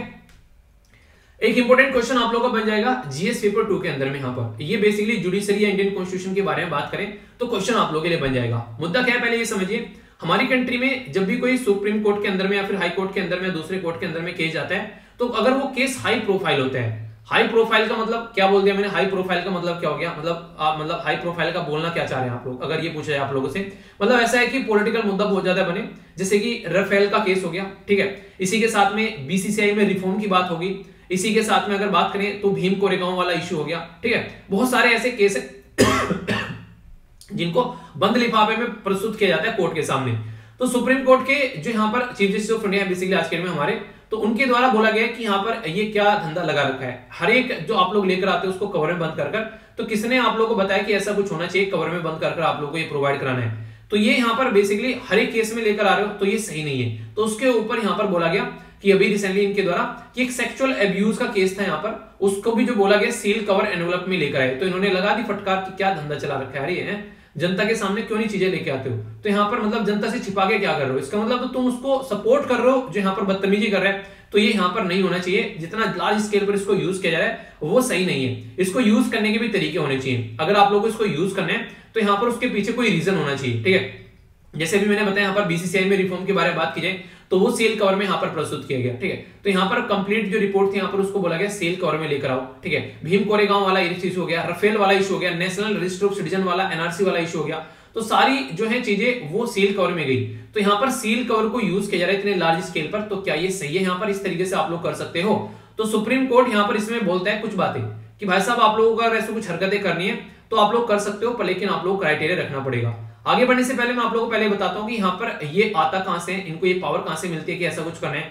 तो 2 रूल है यहाँ पर, रूल 7 है यहाँ पर, बेसिकली यहाँ पर रूल 7 है जो सुप्रीम कोर्ट के जो रूल्स है उसमें ऑर्डर यहाँ पर आप लोगों को 13 देखने को मिलेगा। ऑर्डर 13 का रूल 7 है यहाँ पर, एक तो ये पावर देता है कि हाँ आप लोग यहाँ पर बेसिकली इसको इस तरीके से यूज कर सकते हो। अगर कोई कॉन्फिडेंशियल नेचर की रिपोर्ट है, तो आप लोग उसको यूज कर सकते हो, ठीक है, कि पब्लिक में रखने से कोई दिक्कत हो जाएगी। अगर पब्लिक के इंटरेस्ट में है तो आप लोग एक बार को उसको यूज कर सकते हो, पर लेकिन उसके लिए रीजन आप लोगों को देना पड़ेगा। इसी के साथ में सेक्शन 123 इंडियन एविडेंस एक्ट, कुछ ऐसी चीजें होती हैं जो हमारे देश में जरूरी हैं सिक्योरिटी के पॉइंट ऑफ से भी अगर बात करें तो चलो उनको भी आप लोग यहाँ पर एक बार को कर सकते हो कि हाँ उसको किस तरीके से लेके चलना है, तो ये आप लोगों को पावर देता है। तो ये दो कानून है जहां से ये पावर निकल कर आती है कि आप लोग क्या कर सकते हो, इसको इस तरीके से प्रस्तुत कर सकते हो कि यहाँ पर ये बेसिकली किसके सामने जाएगी, बस जो जज होगा वही उसको देख पाएगा, ठीक है। अगर जज बोलेगा अपोजिशन को देना है तो जज की अलाउ करने के बाद ही यहाँ पर ये अपोजिशन पार्टी जो है वो एक्सेस कर पाएगी, वरना अपने आप से ये एक्सेस नहीं कर पाएगी, ठीक है। अब यहाँ पर इसके पीछे नेगेटिव चीजें क्या है, अगर आप लोगों से पूछ ले क्यों लोग परेशान है, इशू क्या है। सबसे पहले तो ये बोला जाता है कि हम लोग बार बार बोलते हैं ऑनलाइन कोर्ट चला लो, ओपन कोर्ट चला लो। यार आपने तो बिल्कुल ही धंधा खत्म कर दिया, ऑनलाइन कोर्ट का मुद्दा ही क्या रह गया, आप लोग तो खुद ही सारी इंफॉर्मेशन लिफाफे में बंद कर दे रहे हैं, तो ये तो फालतू की बात होगी ऑनलाइन कोर्ट। इसी के साथ में ये प्रिंसिपल ऑफ नेचुरल जस्टिस के भी खिलाफ है। कई बार तो जो यहाँ पर जिस पार्टी के खिलाफ में कुछ गलत चीजें प्रस्तुत की जा रही है उसको भी नहीं पता रहता है, तो नॉर्मली तो ये बोला था ना नेचुरल जस्टिस का कॉन्सेप्ट क्या है, उसमें ये बोलते हैं, ध्यान से सुनिएगा, कि आप लोगों को बिना किसी को सुने आप लोग जजमेंट नहीं दे सकते, पहली बात। दूसरी बात यहाँ पर ये बोली जा रही है कि अपने ही केस में आप लोग जज नहीं हो सकते, और कम से कम सामने वाले को भी मौका दो ना उसको अपनी बातें रखने का, उसको भी एविडेंस मिलने चाहिए, तो ये भी नहीं होता है कई बार। तो ऐसे बहुत सारे इश्यूज आते हैं पास्ट में जिनको क्रिटिसाइज किया जाता है, पर लेकिन यहाँ पर उसका सॉल्यूशन जो है वो निकलने के नहीं आता है, तो ये दिक्कतें होगी। और दूसरा यार राइट टू नो तो आज के दिन में हमारी कंट्री में अधिकार हो गया, किसी की पर्सनल इंफॉर्मेशन नहीं जान सकते हैं, क्योंकि केस पुत्ता स्वामी केस ने बोला था कि इंसान की इंडिविजुअल प्राइवेसी है, यानी कि आप लोग कोई बोले कि मेरी पर्सनल इंफॉर्मेशन आप लोगों को चाहिए, तो अगर मैं बोलूंगा तो ही आप लोगों को मिलनी चाहिए, ना कि ऐसे कि मेरे बिना बोले वो पब्लिक में आ गई, तो यहाँ पर केस किया जा सकता है उसके ऊपर। पर लेकिन अगर यहाँ पर ऐसी कोई चीज है जो पब्लिक के इंटरेस्ट में है तो उसको कौन रोकेगा, तो ये बातें होगी। तो राइट टू नो वाला कॉन्सेप्ट यहाँ पर आ जाता है कि इंसान को पता होना चाहिए इसके बारे में, तो इसका भी हनन आप लोगों ने कर दिया। ये सारे पॉइंट है ना 1 2 3 ये सारे आंसर राइटिंग में हो जाएंगे, यूज आप लोग के बहुत अच्छे से। और ऑब्जेक्टिव टाइप क्वेश्चन भी आप लोगों को देकर बोल देगा कि चैलेंज के बारे में अगर बोलते हैं यहाँ पर ये सारे में से कौन सा स्टेटमेंट है ये ABCD, तो याद रखिएगा। नेक्स्ट यहाँ पर reasoning note given by the court, ठीक है।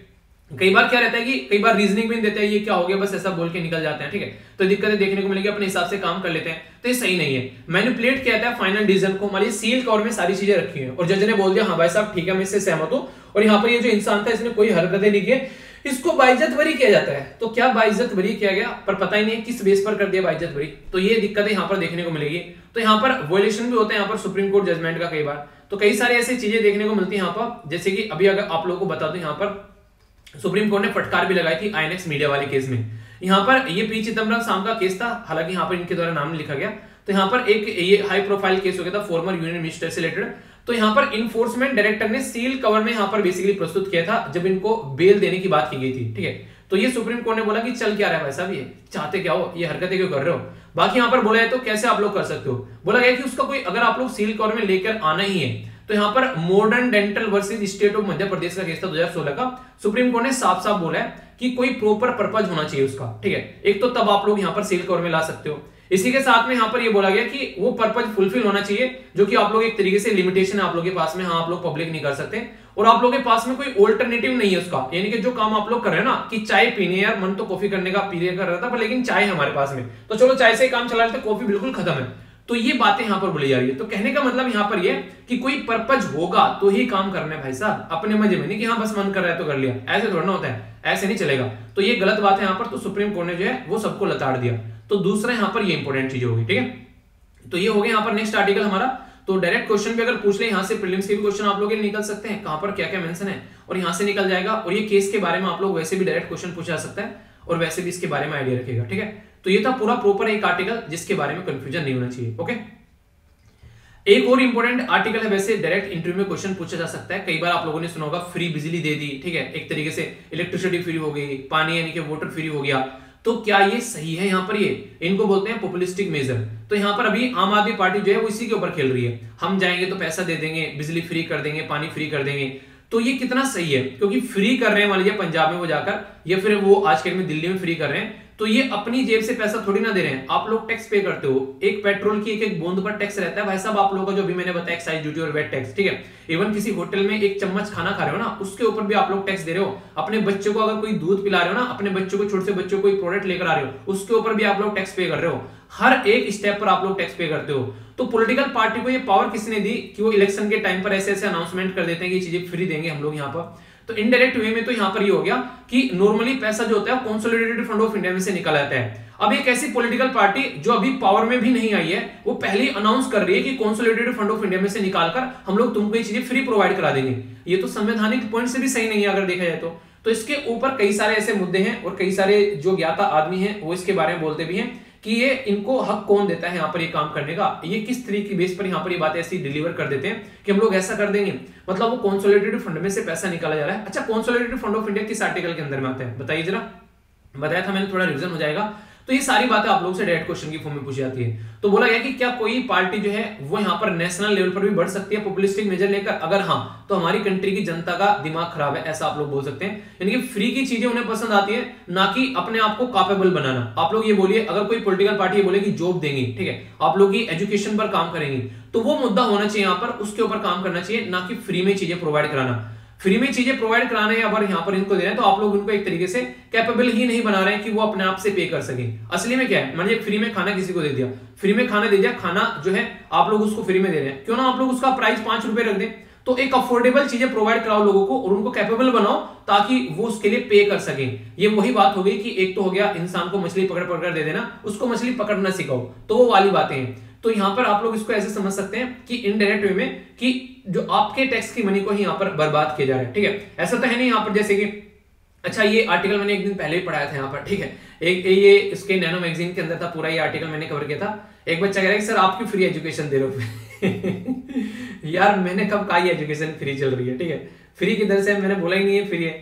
ये बेसिकली मैं अपनी कॉस्ट नहीं ले रहा हूं, ठीक है, ये वैसे फ्री नहीं है, मैं तो इसके लिए पूरी मेहनत कर ही रहा हूं। मैं कहीं अगर जाकर ये सारी चीजें कोचिंग में पढ़ाता तो मुझे वहां पर पैसे मिलती, इसकी अच्छी खासी सैलरी मिलती है वहां पर, तो ये फ्री नहीं है, मैं अपनी कॉस्ट नहीं ले रहा हूं। तो अगर यहाँ पर कोई पॉलिटिशियन है, ठीक है, तो वो अपनी चीज फ्री करे ना, मतलब उसके घर में कोई जमीन पड़ी हुई है, ठीक है, तो उस जमीन को दे दे लोगों को कि लो भाई तुम अपना व्यापार कर लो यहाँ पर, ठीक है। उसके घर में मान लीजिए कुछ बहुत सारा सामान पड़ा हुआ है, ठीक है, तो उसने अपने पैसों से वो कर रखा है, वो उसको बोल दे कि किसी को जाकर के लो भाई तुम इसको यूज करना, घर पे कपड़े हैं उसको खुद के खरीदे हुए, ठीक है, वो बोलेगी लो गरीबों में बांट दो कपड़े, तो वो समझ में आता है। ऐसा थोड़ी ना कि ये एक तरीके से फ्री प्रोवाइड कराना कि टैक्स ले रहे हैं जनता से, उसके बाद में बोल रहे हैं कि फ्री दे रहे हैं, ठीक है, तो ये फ्री थोड़ी ना हो गया। यहां पर मैंने अपनी कॉस्ट फ्री कर रखी है, ना कि एजुकेशन ये जो आप लोगों को प्रोवाइड कराई जा रही है ये फ्री है, मतलब मैं अपनी कॉस्ट नहीं ले रहा हूं, मैं अपनी कॉस्ट नहीं चार्ज कर रहा हूं, इस तरीके से आप लोग इसको देखिए। तो पॉलिटिशियन अगर कर रहा है तो अपने पास से करे ना, कि उसकी चीज को ही वो फ्री दे रहा है जनता को, ना कि जनता के पैसे से ली गई चीज फ्री दे रहे हैं।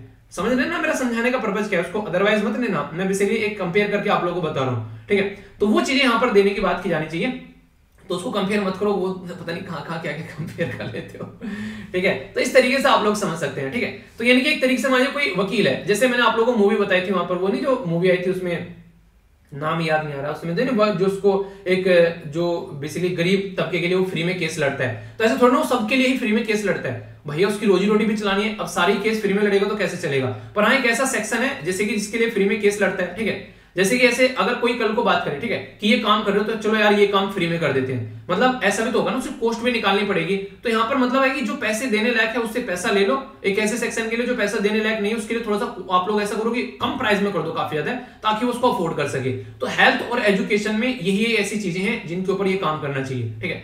तो ये बातें हैं। तो फ्री वाला चीज अगर नेशनल लेवल पर आप लोग चला रहे हो तो कहीं ना कहीं इससे बहुत ज्यादा नुकसान होगा, और एक तरीके से बात करें लोगों को इसकी फिर लत भी लग जाती है। आप लोगों ने देखा होगा जब किसानों का लोन माफ किया है, जो रियलिटी में गरीब किसान है वो यहाँ पर बेचारा, उसको यहाँ पर उसका फायदा नहीं होता है, पर लेकिन जो ठीक ठाक किसान है वो उस लोन को एक तरीके से एंजॉय करता है, फ्री करा लेता है अपना लोन। तो ये देश के जो हमारी अर्थव्यवस्था पर इसका इंपैक्ट पड़ता है, हमारी खुद के देश पर इंपैक्ट पड़ता है इसका काफी नेगेटिव। इसी के चलते बहुत सारे जो बैंक है वो फेल हो गए, आप लोगों ने देखा होगा। तो बैंकों की रीढ़ की हड्डी टूट जाती है, भाई साहब गवर्नमेंट तो बोल देती है इलेक्शन आ रहे हैं फ्री कर दो इनको, ठीक है, पर लेकिन रियलिटी में सारे इकोनॉमिस्ट चाहे कोई भी क्यों ना हो वो यहाँ पर इसको बोलते नहीं, वो बोलते हैं किसानों को इतना कैपेबल बनाओ कि किसान अपना लोन खुद पे कर सके। आप लोग उनको बेसिकली आप लोग क्या कर रहे हो, उनके हाथ में कटोरा दे रहे हो किसानों की, तो ये सही तरीका नहीं है। उनको कैपेबिलिटी दो ताकि वो आप लोगों का लोन पे कर सके। तो ये वाली बातें हैं। तो ऐसे इंटरव्यू में क्वेश्चन आप लोगों से पूछ लिया है तो कॉन्सेप्ट पूरा क्लियर होना चाहिए आप लोगों को, ठीक है। तो इस तरीके से मैंने आप लोगों को बता दिया, फिर भी कोई डाउट होगा बताना यार, उसको क्लियर करके चलना है, ठीक है। आगे चलते हैं। इंडिया और रशिया के रिलेशन के बीच में काफी इंपॉर्टेंट आर्टिकल यहाँ पर ये है, और फिलहाल जो सिचुएशन जैसी चल रही है उसके चलते आप लोगों से यहाँ पर क्वेश्चन भी पूछा जा सकता है, ठीक है। तो इन्होंने बोला और ये देखो मुझे बड़ा सरप्राइजिंग लगा जब ये पिक्चर मैंने देखी थी, तो देखो किस तरीके से यहाँ पर देखा जा रहा है। मतलब क्या रहता है, ये ट्रांसलेटर रहते हैं, मान लीजिए ये कुछ बोलेंगे, ठीक है, प्राइम मिनिस्टर साहब मोदी साहब ने कुछ बोला तो ये सुनेंगे, यहाँ पर पुतिन को बताएंगे। अब यहाँ पर ये कुछ बोल रहे हैं तो ये सुन के यहाँ पर ये इनको बताएंगे। तो ट्रांसलेटर रहते हैं कई बार यहाँ पर जो कि ट्रांसलेशन का काम करते हैं, ठीक है। यानी कि हमको मान लीजिए प्राइम मिनिस्टर मोदी साहब को थोड़ा ना रशियन आती होगी और यहाँ पर पुतिन साहब को थोड़ा ना हिंदी आती होगी, तो ऐसे आप लोग समझ सकते हैं, ठीक है। आप लोग समझ सकते हैं ये जो इंसान है ये 70 साल का इंसान है, 70 साल इसका चेहरा देखकर आप लोगों को लगेगा नहीं, ठीक है। तो इसलिए कहता हूं सेहत का ध्यान रखा करो, काम को अच्छे से करो, पर लेकिन इतना भी नहीं कि काम के चलते आप लोग सेहत अपनी बर्बाद कर दो। सेहत बर्बाद नहीं होनी चाहिए, उसके बीच में बैलेंस आप लोगों को बनाना है, ठीक है। क्वेश्चन आप लोगों के सामने, इंडिया की जैसी फॉरेन पॉलिसी आप लोगों की चल रही है आज के, उसी के बारे में बात की जा रही है कि despite the foreign policy goal are taken them in the different direction, यानी कि इंडिया और रशिया अलग अलग डायरेक्शन में जा रहे हैं, ठीक है। पर ये फिर भी इंपॉर्टेंट है, it is imperative for India and Russia to bolster their ties, यानी कि फिर भी अपनी जो टाइज है उसको बेसिकली एक तरीके से मजबूत बना के रखना है, ठीक है। तो ये बेसिकली एक तरीके से यहां पर बोला गया है, तो इसको आप लोगों को डिस्कस करना है, इसके बारे में पूरा डिटेल में डिस्कस करूंगा। अभी फिलहाल अगर आप लोग बात करें इंडिया और रशिया के रिलेशन के बारे में, तो याद रखिएगा काफी सारी चीजें आप लोगों को चेंज होती नजर आ रही है। यहाँ पर बेसिकली यूएसए और चाइना के रिलेशन में बहुत सारी गहमा गहमी यहाँ पर हो रही थी, ठीक है। इसी के साथ में यहाँ पर इंडिया और चाइना के बॉर्डर पर डिस्प्यूट चल रहे हैं। इसी के साथ में वेस्ट और रशिया के बीच में जो चल रहा है अभी समझ ही रहे हैं, और यूक्रेन वॉर ने तो यहाँ पर बिल्कुल ही अखंड गुनहगार बन गई यूक्रेन वॉर के आते तो, और यूएसए के अंदर में नए नए प्रेसिडेंट आए तो डोनाल्ड ट्रंप के बाद में एक नई चीज हो रही है। तो यहाँ से दुनिया में एक रिलेशन में काफी कुछ चेंज आता हुआ नजर आया। अभी अगर बात की जाए तो इंडिया और रशिया के रिलेशन के बारे में, तो इंडिया और रशिया दोनों चाहते हैं कि मल्टीपोलर वर्ल्ड हो, यानी कि पहले जब कोल्ड वॉर के टाइम पर एक साइड में यूएसए था, एक साइड में यूएसएसआर था, एक अलग ही दुनिया चल रही थी। ऐसा अब नहीं होना चाहिए, अब मल्टीपोलर वर्ल्ड होना चाहिए, यानी कि दोनों की दोनों कंट्री जो है वो यहाँ पर एक ऐसे वर्ल्ड को चाहती है जहां पर एक दो कंट्री की दादागिरी न चले। पर लेकिन फिर भी यहाँ पर जैसे जैसी सिचुएशन हो रही है यहाँ पर, उसमें दोनों के रिलेशन चेंज हो रहे हैं। कोल्ड वॉर के टाइम पर जैसे रिलेशन थे 1971 के टाइम पर, यहाँ पर जब इंडिया और यहाँ पर पाकिस्तान की वॉर थी जिसमें बांग्लादेश का पैदा हुआ था कि बांग्लादेश बच्चा पैदा हुआ है, उस टाइम पर यहाँ पर रशिया हमारे साथ में खड़ा हुआ था और यूएसए हमारे अपोजिट में था, और आज के में यूएसए और रशिया दोनों साथ में है। तो इसको कहते हैं फॉरेन पॉलिसी, इसको कहते हैं दिमाग को इस्तेमाल करना, ठीक है। तो ये चीजें की गई। अगर बात करें इंडिया की, क्या यहाँ पर बात करें importance of Russia for India, आखिर रशिया की क्या इंपोर्टेंस है इंडिया के लिए अगर आप लोगों से पूछे, और फिर के साथ में यहाँ पर importance of India for Russia, तो ये पूरा एक आर्टिकल आप लोगों को कवर हो जाएगा जहां से आप लोग समझ सकते हैं, ठीक है। हमारे लिए क्या इंपोर्टेंस है अगर बात करें आप लोग यहाँ पर, तो चाइना को बैलेंस करने में हेल्प करता है, रशिया को भी, और दोनों के लिए इंपोर्टेंट है यहाँ पर, ठीक है। इसी के साथ में इकोनॉमी सेक्टर में कई जगह हमारी कंट्री में इन्वेस्टमेंट किया जा रहा है, तो रशिया यहाँ पर हर एक लेवल पर आकर इन्वेस्टमेंट करता है, ठीक है। इसी के साथ में टेररिज्म को कम्बैट करने में यहाँ पर बात करते हैं। इसी के साथ में यहाँ पर अगर बात करें तो मल्टीलेटरल फोरम में आप लोगों को चीज देखने को मिलेगी जो कि यहाँ पर मिलकर काम करते हैं, यूनाइटेड नेशन सिक्योरिटी काउंसिल में हमको हमेशा सपोर्ट करता हुआ नजर आता है, ठीक है। एक सेकेंड, ये थोड़ा सा नीचे खिसक गया भैया। तो ये सिचुएशन आप लोगों को यहाँ पर देखने को मिलेगी जिसके बारे में आप लोग समझ सकते हैं, ठीक है। तो ये पूरा एक इसके बारे में लिखने के लिए तो इंपॉर्टेंट पॉइंट है, पूरा बकायदा आप लोगों के सामने नोट्स हैं, ठीक है। तो इनको आप लोग यूज कर सकते हैं अच्छे से। सेम कंडीशन आप लोगों को इंडिया की देखने को मिलेगी। इंडिया चाइना, इसको फायदा क्या होता है रशिया को, तो सबसे बड़ा तो ये चाइना के बेसिकली एक अकेला चाइना होगी जिसकी गोद में इसको बैठना पड़ेगा जाकर। इंडिया रहेगा तो उसके पास में ऑल्टरनेटिव रहेगा, क्यों? क्योंकि हमारी पॉपुलेशन जो है वो चाइना के बाद में दूसरी सबसे बड़ी है, तो इसलिए काफी अच्छा है। इसी के साथ में रशिया के बारे में बात करें तो यहाँ पर काफी इंपोर्टेंट है कि काफी लार्ज स्केल पर इधर हम लोग इन्वेस्टमेंट कर रहे हैं। यहाँ पर अभी बात की गई थी, यहाँ पर इसकी कैपिटल तो समझ सकते हैं। रशिया एक यूरेशियन कंट्री है, यानी कि यूरोप और एशिया के अंदर में आती है, तो इसकी वजह से काफी इंपोर्टेंट हो जाता है, तो यहाँ पर इन्वेस्टमेंट कर रहे हैं। और इसी के साथ में हम लोग जो आज के में रिवाइव की जा रही है यूरेशियन इकोनॉमी, तो उसमें काफी बड़ा रोल प्ले कर सकते हैं, क्योंकि जब से कोल्ड वॉर खत्म हुई तब से यहाँ पर इसके ऊपर फोकस किया जा रहा है। तो ये कई सारे इशू हैं यहाँ पर अगर आज के में इनके बारे में बात करते हैं, जिनके इंडिया और रशिया के रिलेशन के बारे में अगर पूछे कोई, तो यूक्रेन के मुद्दे के अलावा भी यहाँ पर और मुद्दे हैं। पर लेकिन राइटर क्या बोल रहे हैं, राइटर बोल रहे हैं कि यूक्रेन के मुद्दे की वजह से यहाँ पर अभी इंडिया को फिर से चीजों को सोचना चाहिए।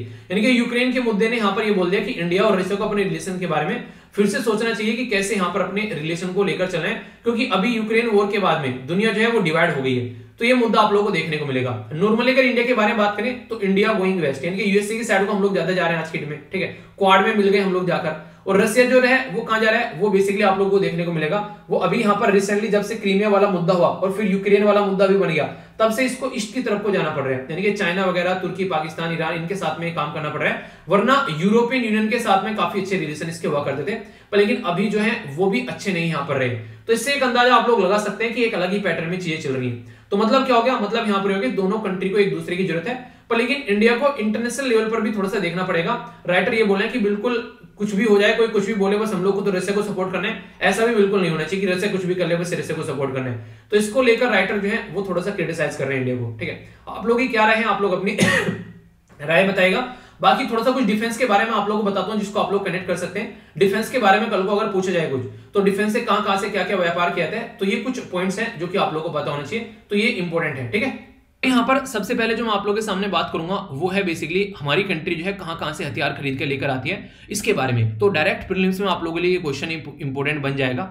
डेटा पॉइंट है हिंदू का, जो कि अक्सर क्वेश्चन की फॉर्म में एग्जाम में पूछ लिया जाता है। इससे पहले मैं आप लोगों को यहां पर ये बता दूं ऑल ओवर वर्ल्ड से कहां से हम लोग क्या क्या खरीदते हैं, एक तरीके से इसका अंदाजा आप लोगों को लग जाएगा, जिससे कहां पर दुनिया में सबसे ज्यादा चीजें बेची जाती हैं। दुनिया में सबसे ज्यादा आम खरीदने वाले कौन है, हथियार, और सबसे ज्यादा हथियार बेचने वाले देश कौन है, सबसे पहले तो आप लोगों को ये पता होना चाहिए। देखिए जहां भी लड़ाई होगी वहां यूएस से अपनी टांग अड़ाता हुआ आप हमेशा नजर आएगा। क्यों? क्योंकि फायदा हो रहा है भाई का। यूएस से क्या कहता है, भाई साहब तुम लड़ो, यूक्रेन को कह रहा है लड़ना है यार, तू लड़ नहीं रहा है, इतने दिनों से हम लोग तुझे उकसा रहे हैं। यूक्रेन ने कहा ठीक है लड़ लेते हैं, यूक्रेन था बेवकूफ तो कूद गया वॉर में। जैसे ही वो वॉर में कूदा सारे पीछे हट गए। क्यों? क्योंकि अब आया इनका मार्केटिंग करने का टाइम, चलो अब हथियार खेलते हैं, यानी कि मतलब हथियार बेचते हैं, तो दबाकर यूक्रेन को हथियार बेचे जा रहे हैं, ठीक है। तो इस तरीके से आप लोग समझ सकते हैं। सेम कंडीशन इंडिया और पाकिस्तान को उकसाने की जाती है कई बार इनके द्वारा, चलो इंडिया और पाकिस्तान को उकसाते हैं, ठीक है। जब ये उकसाए जाएंगे तो फिर यहाँ पर हथियार खरीदेंगे, वो वाली कंडीशन देखने को मिलेगी। तो ये जो भी इस तरीके से उकसाने वाला दोस्त होता है ना, चाहे वो कंट्री हो चाहे वो दोस्त हो, इनसे 100 गज की दूरी बना के रख लेना। ये इंसान वो है जो चाहते हैं कि सामने वाला लड़े और उनका फायदा हुए, मतलब दूसरे की कमजोरी पर अपनी रोटी सेकने वाले इंसान जो है सबसे गद्दार लोग कहलाते हैं, ठीक है। दूसरे नंबर पर रशिया, यहां पर ये दुनिया में दूसरे नंबर पर सबसे ज्यादा हथियार बेचता है। पहले नंबर पर यूएसए, दूसरे नंबर पर रशिया है जो सबसे ज्यादा हथियार बेचता है। तीसरे नंबर पर है यहां पर फ्रांस, चौथे नंबर पर है जर्मनी। कम से कम 4 या फिर 5 कंट्री आप लोग याद रखना। वैसे चाइना पसंद नहीं है तो छोड़ देना, ठीक है। 5वें नंबर पर वैसे भी याद रख लोगे अब तो, मतलब 5 कंट्री ऐसी दुनिया में सबसे ज्यादा हथियार बेचती हैं, ठीक है। जब भी कहीं लड़ाई होगी इनका कोई ना कोई हाथ वहां पर देखने को मिल जाएगा, क्योंकि यहां पर इनके हथियार बेचने में इनको मजा आएगा और पैसा कमाया जाएगा। तो पैसे के नाम पर दरिद्रगी दिखाते हुए लोग नजर आते हैं। सबसे ज्यादा हथियार खरीदते कौन है? सऊदी अरेबिया पहले सबसे ज्यादा इंडिया खरीदता था। क्यों? क्योंकि पड़ोस में 2 गिद्ध बैठे हुए हैं जो कि बार बार उल्टी सीधी हरकतें करते हैं। एक साइड में चाइना और दूसरी साइड में पाकिस्तान। उनको अपने देश में ज्यादा फोकस नहीं है, उनको बाउंड्री पर ज्यादा फोकस है। वो नहीं कहते, आप लोगों ने गांव में सुना होगा कि अपने खेत में चाहे कुछ भी ना होगे, पर हाँ जो मेड़ होती है बीच में, जो डोल होती है, वो नहीं कहते बीच में जो पार्टीशन वाला पोर्शन होता है उस पर जरूर सफाई करेंगे। क्यों? क्योंकि उनको यहाँ पर सफाई करनी है उस पर्टिकुलर रीजन में, क्योंकि वहां पर दिखाना है कि हाँ ये हमारा एरिया है, उसमें से कट कर उसको अपने एरिया में मिला लेना है। तो एक गांव में नॉर्मली आप लोगों ने देखा होगा, हमारी साइड में इसको डोल बोलते हैं नॉर्मली, कि डोल पे जरूर सफाई करेगा, चाहे खेतों में करे ना करे इंसान। तो ये वाली चीजें, तो खेतों में कितने बड़े घास क्यों ना हो, तो वही कंडीशन आप लोगों को यहाँ पर चाइना और पाकिस्तान की देखने को मिलेगी।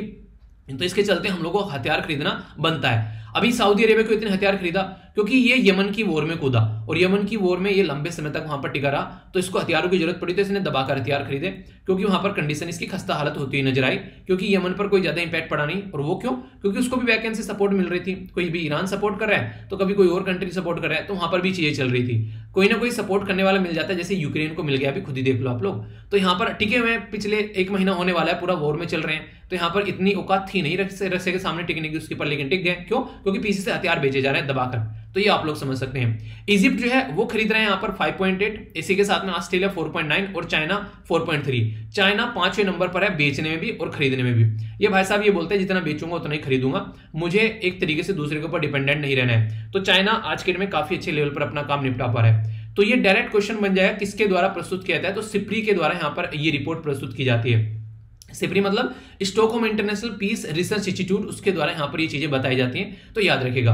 अभी आज के इस डेटा पॉइंट में क्या बताया गया, यहां पर ये बताया गया कि जो रशिया है ना, उस इंडिया जो है आर्म इंपोर्ट जितना करता था पिछले 5 सालों में कुछ घट गया है वहां पर, ठीक है। ऐसा नहीं कि इतना ही हम लोग मतलब खरीद रहे हैं, अभी थोड़ा सा घट गया, पर लेकिन फिर भी 46% हमारे देश की जो रिक्वायरमेंट है, चाहे नेवी हो चाहे आर्मी हो चाहे एयरफोर्स हो, वो आज भी हम लोग रशिया से ही फुलफिल करते हैं अपनी। तो ये काफी इंपॉर्टेंट हो गया यहाँ पर, अगर इंक्रीजिंग डिक्रीजिंग में लगाए तो 46% अकेले हम लोग रशिया से, यानी कि सबसे ज्यादा आज भी हम लोग रशिया से खरीद रहे हैं। India, China, Egypt, Iraq, Belarus, Kazakhstan, Syria, Algeria, Vietnam, ये वो देश हैं जो दबाकर रशिया से हथियार खरीदते हैं। पर लेकिन अभी 2 कंट्री ऐसे हैं जिसमें इंडिया और वियतनाम है, जिन्होंने रशिया के ऊपर अपनी डिपेंडेंसी जो है वो थोड़ी सी रिड्यूस कर दी है। अगर 2012 और 16 के कंपेयर करें आप लोग, इनके 4 साल पहले का कंपेयर करेंगे तो इन्होंने अभी थोड़ी सी रिड्यूस कर दी है, ठीक है। तो ये एक इंपॉर्टेंट पॉइंट आप लोग यहाँ पर याद रखिएगा। बाकी कुछ और बातें अगर आप लोगों को दिखाऊं, यहाँ पर ये जो चार्ट है यहाँ पर, ये 5 ईयर की चीजें आप लोगों को बता रहा है। फाइव ईयर की मतलब चीजें यहाँ पर बताने की कोशिश की जा रही है। 1952 से लेके 56 तक हम लोग कितने हथियार खरीद रहे थे, 1987 से लेके 1991 तक का, और 2017 से लेके और 21 तक का क्या हमारी हालत है, तो ये बताया जा रहा है। तो टोटल इंपोर्ट जो है वो भी कम हुआ है अगर बात की जाए ये सिपरी के हिसाब से, माने अगर ट्रेंड को आप लोग देखें, ठीक है। तो ये बातें यहाँ पर समझाने की कोशिश की जा रही है एज कंपेयर टू अगर अर्लियर वैल्यू के, यानी कहने का मतलब यहाँ पर ये कि जो ट्रेंड इंडिकेटर जो वैल्यू है यहाँ पर वो डिक्रीज हुआ है अगर हम लोग देखें अभी फिलहाल। आप लोगों ने देखा कई सारी चीजें तो हम लोग खुद बेच रहे हैं आज के डेट में, ऐसा आप लोग बोल सकते हैं, ठीक है। तो अपने देश का तो एक पॉजिटिव साइन देखने को मिल रहा है, मेक इन इंडिया प्रोजेक्ट के तहत हम लोग काम कर रहे हैं, पर ड्रॉप हुआ है इंपोर्ट में अभी कोविड-19 के चलते भी। आप लोग बोल सकते हैं ऐसी चीजें 2 साल से तो हथियार की बात ही मत करो, लोगों को खाने के लाले पड़े हुए हैं, तो इस तरीके से आप लोग समझ सकते हैं। तो जो चार्ट है इंडिया का आर्म इंपोर्ट लास्ट 5 ईयर में आप लोग को यहाँ पर दिखा रहा है, और टोटल इंपोर्ट जो है वो गिरा है, ये यहाँ पर बताया गया। यहाँ पर क्या बताया गया, डिपेंडेंसी के बारे में बताया गया, डिपेंडेंसी रेशो क्या क्या डिपेंडेंसी है। तो चार्ट यहाँ पर ये दिखा रहा है आज के डेट में अगर बात करें, जो यहाँ पर share of the Russian arm in the total import, ठीक है। तो ये आप लोगों को देखने को मिलेगा किस किस कंट्री में कितना कितना इंपोर्ट कर रहा है। तो हमारी कंट्री में अच्छा खासा इंपोर्ट आता है यहाँ पर रशिया से, टोटल आर्म इंपोर्ट जो है वो रशिया से आप लोगों को देखने को मिलेंगे, हमारी कंट्री में काफी लार्ज स्केल पर देखने को मिलता है। अल्जीरिया के बारे में बात की जा रही है, चाइना के बारे में, सीरिया, बेलारूस तो इसी के ऊपर टिका हुआ है, तो ये बताया गया, ठीक है। तो ये डेटा पॉइंट है। बाकी प्रेफरेंस सोर्स कौन सा है यहाँ पर जहां से हम लोग हथियार खरीदते हैं, तो जैसे कि आप लोग बात करें इंडिया के बारे में, तो हम लोग रशिया से खरीद रहे हैं, ठीक है, यूएसए से खरीद रहे हैं, इजराइल से खरीद रहे हैं, फ्रांस से खरीद रहे हैं। अभी फ्रांस से जो है काफी ज्यादा बढ़ गया, राफेल वगैरह हम लोग चीजें खरीद कर लेकर आए, डिफेंस की कैटेगरी में काउंट होता है। तो रशिया से सबसे ज्यादा खरीद रहे हैं, जो कि कम हुआ है पिछले कुछ टाइम में, ठीक है। 2010-14 की एयर में बहुत ज्यादा था, अभी यहाँ पर रशिया से घटकर हम लोग यहाँ पर थोड़ा सा नीचे आ गया। अभी फ्रांस यहाँ पर देखिए, फ्रांस अभी यहाँ पर काफी ऊपर बढ़ा है अभी रिसेंट की अगर आप लोग बात करते हैं, ठीक है। इसी के साथ में यहाँ पर इजराइल जो है उसकी भी संख्या बढ़ रही है अगर कुछ टाइम से आप लोग बातें करें, और यूएसए भी काफी ऊपर आया और ये ऊपर नीचे चलता रहता है। तो टॉप 5 अगर आप लोगों से पूछ ले किस किस से हम लोग हथियार खरीदते हैं, तो रशिया, फ्रांस, यूएसए, इजराइल और यूके, तो इनके कंट्री के नाम आप लोग को याद रखने हैं। और अगर कल को इनके डिफेंस रिलेशन के बारे में भी आप लोगों से कोई पूछ ले तो भी आप लोग याद रख लेना, अच्छा इनके साथ हमारे ये डिफेंस रिलेशन भी है। चेंज इन डिपेंडेंसी अगर बात करें तो अभी वो आप लोगों को देखने को मिलेगा, चेंज डिपेंडेंसी रशिया की पहले जो थी वो अभी यहाँ पर हमारी कम हो रही है, जैसे मैंने अभी आप लोगों को बताया। क्यों? क्योंकि अभी इजराइल भी हो गया हमारे लिए, ठीक है, फ्रांस भी हो गया, यूके भी हो गया, तो अलग अलग देश से हम लोग हथियार खरीद रहे हैं, तो ऐसा भी आप लोगों को यहाँ पर देखने को मिलेगा। तो total arms share from the Russia, तो ये दिखाया गया यहाँ पर, हालांकि आज की डेट में भी दुनिया भर का खरीदते हैं हम लोग यहाँ पर। और change in the country dependency, ये यहाँ पर दिखाया गया किस किस कंट्री में क्या क्या डिपेंडेंसी चेंज हो रही है, तो ये यहाँ पर दिखाने की कोशिश की जा रही है। तो यानी कि पूरा चार्ट मैंने आप लोगों को बता दिया डिफेंस के बारे में, और जैसा यूक्रेन और यहाँ पर अभी मुद्दा चल रहा है रशिया का, तो एग्जाम में क्वेश्चन मुद्दा लाजमी है, तो ये मत बोलना क्वेश्चन कहां से आ गया, तो भाई साहब यहाँ से आ गया, थोड़ा सा भी अगर ध्यान से सुनोगे तो एग्जाम में क्वेश्चन नहीं छूटने दूंगा, ठीक है। करंट अफेयर के लिए आप लोग बोल सकते हैं मैं हूं ना, ठीक है। देखो ये इसलिए बोलता हूं क्योंकि इस तरीके से चीजें आप लोग की कवर कराई जाती है कि एग्जाम में आप लोग बिल्कुल कंफर्टेबल फील करो, पर लेकिन रेगुलर अगर आप लोग चीजें सुन रहे हो तभी की बात कर रहा हूं, आने की एक दिन गैप कर दिया और फिर चल रही है तो वो वाली चीजें नहीं। तो ये पूरा अच्छे से आप लोग यहाँ पर कवर करना है, ठीक है। हमारी कंट्री के द्वारा अभी यहाँ पर एक 1 बिलियन का क्रेडिट जो है वो श्रीलंका को यहाँ पर एक्सटेंड किया गया, ठीक है। तो यहाँ पर आप लोगों को काफी इंपॉर्टेंट पॉइंट जानने को मिलेगा जो कि एग्जाम में डायरेक्ट क्वेश्चन बन सकता है कि ये लाइन ऑफ क्रेडिट क्या होता है। क्रेडिट फैसिलिटी जो दी जाती है, कई बार आप लोगों ने सुना होगा कि लाइन ऑफ क्रेडिट या फिर क्रेडिट, दोनों में डिफरेंस क्या है पहले तो मैं आप लोगों को बताऊंगा, और इसी के साथ में आप लोग इसको जीएस पेपर 2 के साथ में यहाँ पर कनेक्ट कर सकते हैं इंटरनेशनल रिलेशन के, और प्रीलिम्स के अंदर भी आप लोगों से ये फैक्ट्स और फिगर पूछे जा सकते हैं। तो बात करते हैं कैसे कैसे और किसको दिया गया यहाँ पर कितना लोन। सबसे पहले तो लोकेशन आप लोग जानिए श्रीलंका की। श्रीलंका जो है वो हमारी कंट्री का पड़ोसी देश है। थोड़ा सा नीचे जाएंगे तो हमारी कंट्री के साउथ में आप लोगों को यहाँ पर श्रीलंका जो है वो देखने को मिल जाएगा, ठीक है। श्रीलंकन रुपी, जैसे हमारी कंट्री की इंडियन रुपी है ऐसी श्रीलंकन रुपी यहाँ पर करेंसी यूज की जा रही है। कोलंबो और श्री यहाँ पर जयवर्धनापुरा कोट्टे यहाँ पर इसकी कैपिटल देखने को मिलेगी 2, ठीक है। तो ये कुछ बेसिक इंफॉर्मेशन है। श्रीलंका के अंदर आज के डेट में जो गवर्नमेंट है यहाँ पर वो आप लोगों को देखने को मिलेगी, ये है महिंदा राजपक्सा और ये है इनके भाई गोडबे राजपक्सा, और इनके जो यहाँ पर तीसरे भाई जो हैं वो इंडिया के अंदर आए हुए थे, जो इनके एक तरीके से एक्सटर्नल अफेयर मिनिस्टर है, ठीक है, वो हमारी कंट्री में आए हुए थे। उनका नाम भी राजपक्सा है यहाँ पर, मतलब फाइनेंस मिनिस्टर है, सॉरी, उनका नाम है यहाँ पर बेसिकली बेसिल राजपक्सा, ठीक है। तो ये हमारी कंट्री में पैसे मांगने आए थे, तो इंडिया ने बोला कि चलो यार पैसे देते हैं, इनको काफी ज्यादा दिक्कत देखने को मिल रही है, पड़ोसी देश है वरना फिर चाइना की गोद में जाकर बैठेगा, तो हमारा हेल्प करना यहाँ पर बनता है। तो यहाँ पर ये पूरा परिवार जो है वो यहाँ पर गवर्नमेंट चला रहा है, हालांकि इन दोनों के द्वारा भी मिलकर गवर्नमेंट चलाएगी, पर लेकिन इन दोनों की बनी नहीं, तो इसकी वजह से फिर से इन भाइयों को मौका मिल गया, वरना इनका नंबर लग नहीं रहा था, ऐसा लग रहा था। अभी मुद्दा क्या है पहले आप लोग ये समझिए। श्रीलंका की खस्ता हालत आज के दिन में इतनी ज्यादा हो चुकी है कि वहां पर लोगों को खाना, दवाइयां या फिर दूसरे जो एसेंशियल आइटम होते हैं दूध वगैरह, ये सारी चीजें उनको नहीं मिल पा रही हैं। तो इसके चलते यहाँ पर उनकी जो कंडीशन है बहुत ज्यादा खराब हो गई है। आप लोग बोलोगे ऐसा कैसे हो गया यार? श्रीलंका ना एक आइलैंड कंट्री है, और आइलैंड कंट्री जो भी आप लोगों को देखने को मिलेगा, आइलैंड कंट्री मतलब चारों तरफ से पानी से घिरा हुआ देश है, और जो भी ऐसा देश होगा वहां पर टूरिज्म जो है वो बहुत ही ज्यादा इंपॉर्टेंट रोल प्ले करता है। श्रीलंका के अंदर भी लगभग 10% के करीब यहाँ पर इसकी जो जीडीपी है यानी कि ग्रोस डोमेस्टिक प्रोडक्ट है वो टूरिस्ट एक्टिविटी से आता है। पर लेकिन अभी कोविड-19 के चलते वो सारी टूरिस्ट एक्टिविटी जो है वो बिल्कुल ठप पड़ गई, तो इसकी वजह से श्रीलंका के अंदर सारी टूरिज्म की एक्टिविटी जो है वो खत्म हो गई।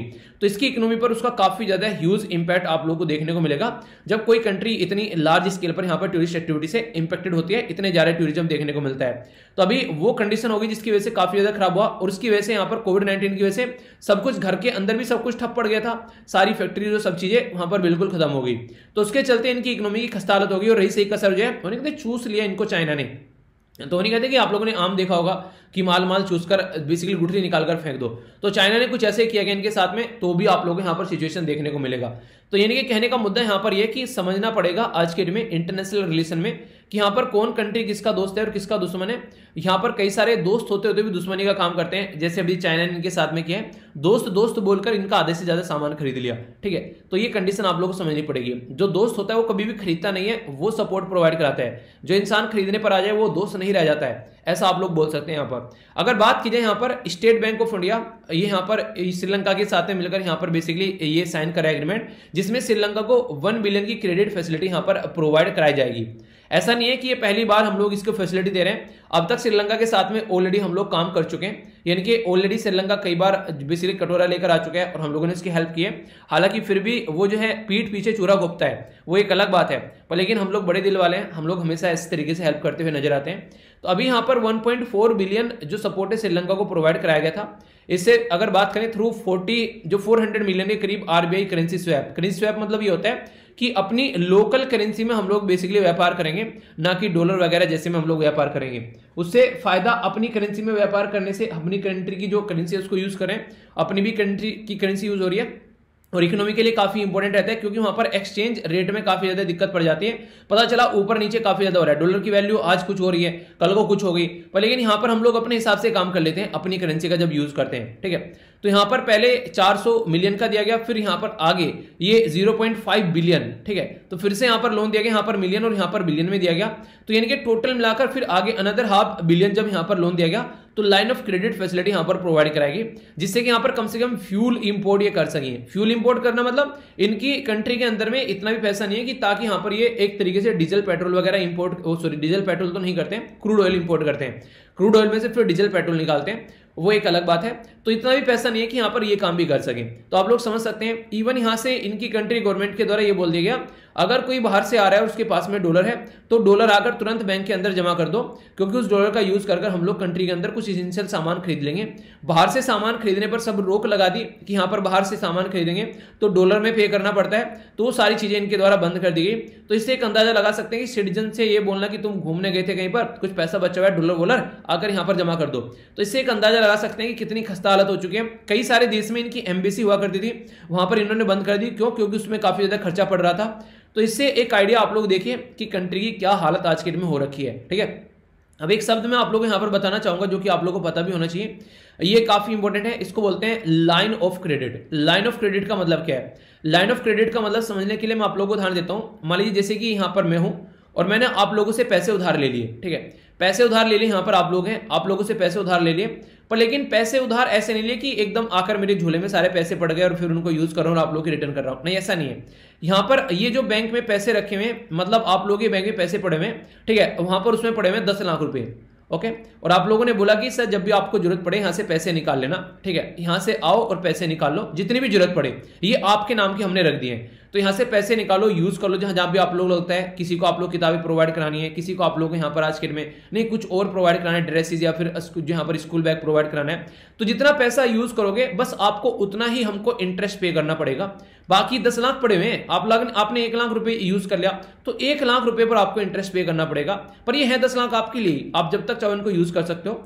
आप यू भी कर सकते हो कि यहाँ पर जैसे पैसा यूज कर लिया आप फिर से रिटर्न इसके अंदर आकर डाल भी सकते हो। ठीक है, तो यानी कि ये अलग से निकाल कर रख देना कि तुम अपनी सहूलियत के हिसाब से यहाँ पर इसको यूज कर लेना, और फिर उसके हिसाब आप लोग इसको पे भी कर सकते हो, और जितना यूज करोगे उतने पर ही इंटरेस्ट पे करना है आप लोगों को, ज्यादा पर इंटरेस्ट पे नहीं करना है। तो ये होती है लाइन ऑफ क्रेडिट वाली फैसिलिटी, ठीक है। वरना कैसे होता है, वरना ऐसे होता है कि 10 लाख रुपए दीजिए भाई साहब, सब पर पेमेंट देना है आप लोगों को, सब पर इंटरेस्ट पे करना है, चाहे यूज करो चाहे ना करो, वो थोड़ी भारी पड़ जाती है, ठीक है।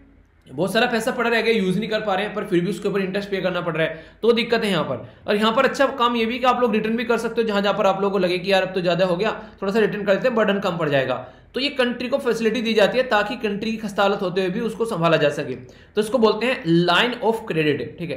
तो ये एक तरीके से यहाँ पर बोल सकते हैं ए बिजनेस लाइन ऑफ क्रेडिट जो होती है, एक तरीके से फिक्स अमाउंट ऑफ मनी, ठीक है, जो कि यहाँ पर एक्सेस किया जाते हैं needed to make the fluctuation in the cash flow. मतलब ये होगा कि एक फिक्स अमाउंट ऑफ मनी यहाँ पर रख दी 10 लाख रुपए, अब अपने हिसाब से आप लोग इसको यूज करते रहो, ठीक है। ये नॉर्मल तरीके से नहीं होता है कि जो नॉर्मल लोन होता है, नॉर्मल लोन में क्या रहता है कि आप लोग कैपिटल जो है अवेलेबल है, विड्रॉ कर ले जितना, एक तरीके से पूरा लोन लग गया और फिर उस पर वो पे करें। इसमें इतना विड्रॉ कर लो जितना जरूरत है आप लोग को, ना कि लमसम सारा अमाउंट आप लोगों को विड्रॉ करना है, पहली बात। दूसरी बात, फ्लेक्सिबल होता है, जिस तरीके से मैंने बोला कि इंटरेस्ट जो पे करना है, तो यहां पर आप लोगों को फ्लेक्सिबिलिटी देखने को मिलेगी। इंटरेस्ट ओनली पे क्रेडिट जो आप लोगों ने लिया है, वहां पर जो एक्सेस किया है आप लोगों ने, वो देखने को मिलेगा।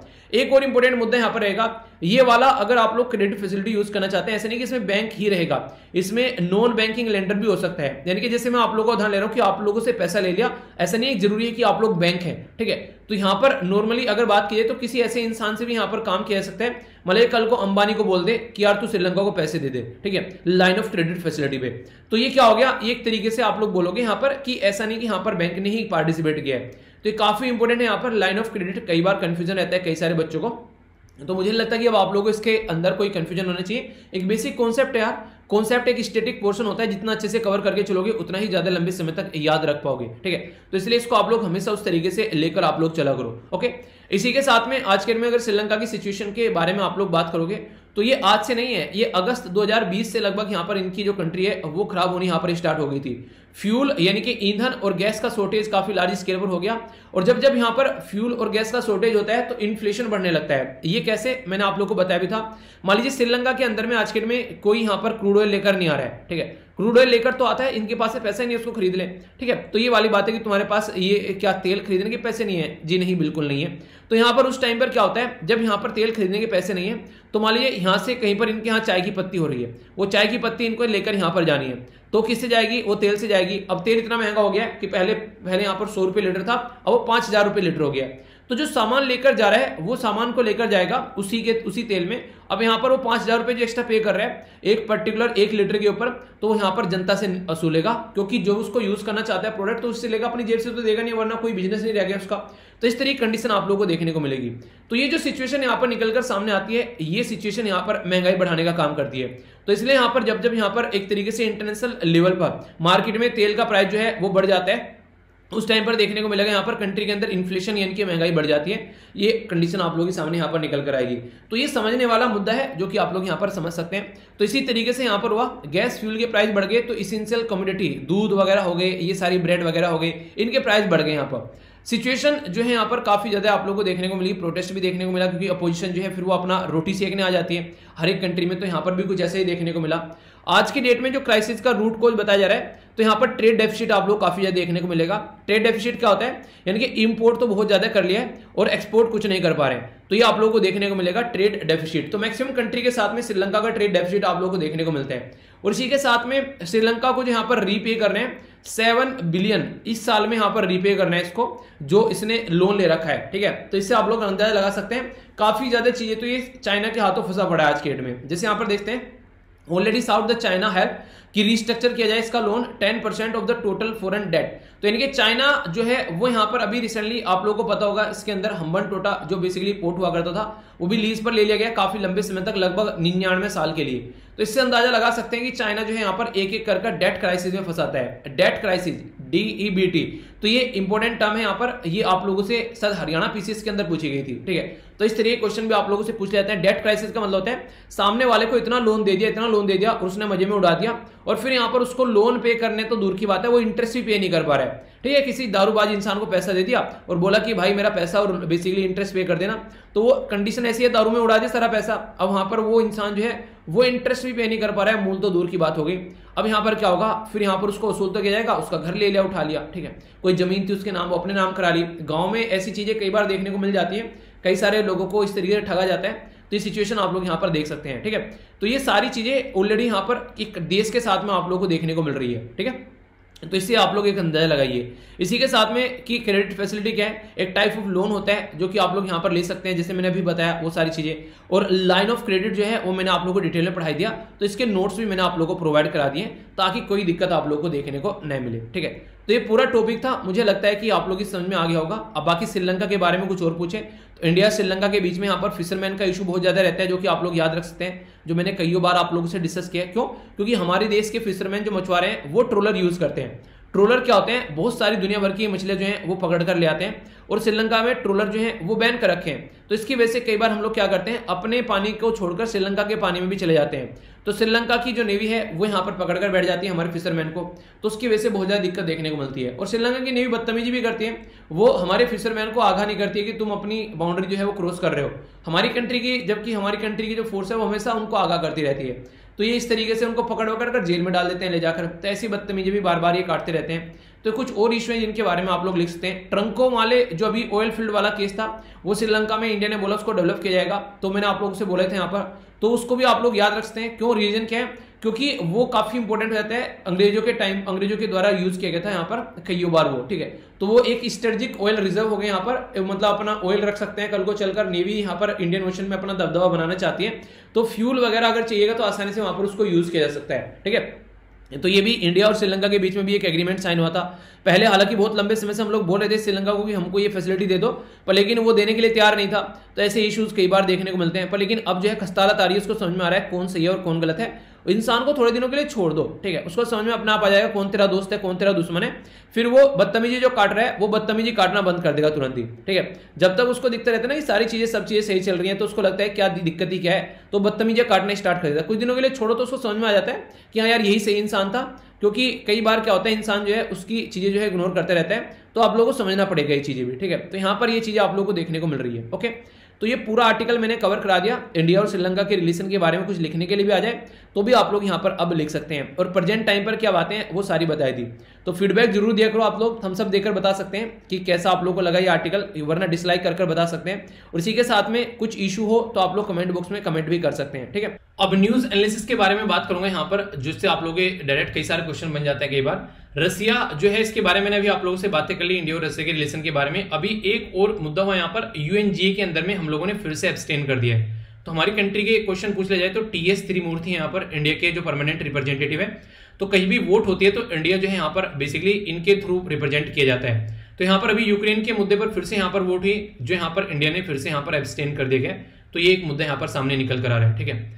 बाकी यहाँ पर ये मैंने आप लोगों को स्टार्टिंग में बता ही दिया, पाकिस्तान वाला मुद्दा यहाँ पर क्या चल रहा है, ठीक है। अभी यहाँ पर एक और छोटा सा इशू निकल कर आ रहा है। सुप्रीम कोर्ट ने बोला है कि 60 दिन के अंदर अंदर यहाँ पर अगर कोविड-19 से किसी की डेथ हुई है तो 60 दिन के अंदर अंदर क्लेम लेना है, क्योंकि बहुत सारे ऐसे इशू निकल के आ रहे हैं कि जो 50,000 रुपए बोला गया था कि लोगों को दिए जाएंगे, उसमें यहाँ पर दुनिया भर के लोग पता नहीं कहां से क्या क्या निकाल कर लेकर आए हैं। तो एक्स ग्रीशिया यहाँ पर दिया गया था, ठीक है। तो सारे नोट्स मैंने प्रोवाइड करा दिए कहां से पैसा जाएगा, ये मैंने कल परसों में भी डिस्कस किया था।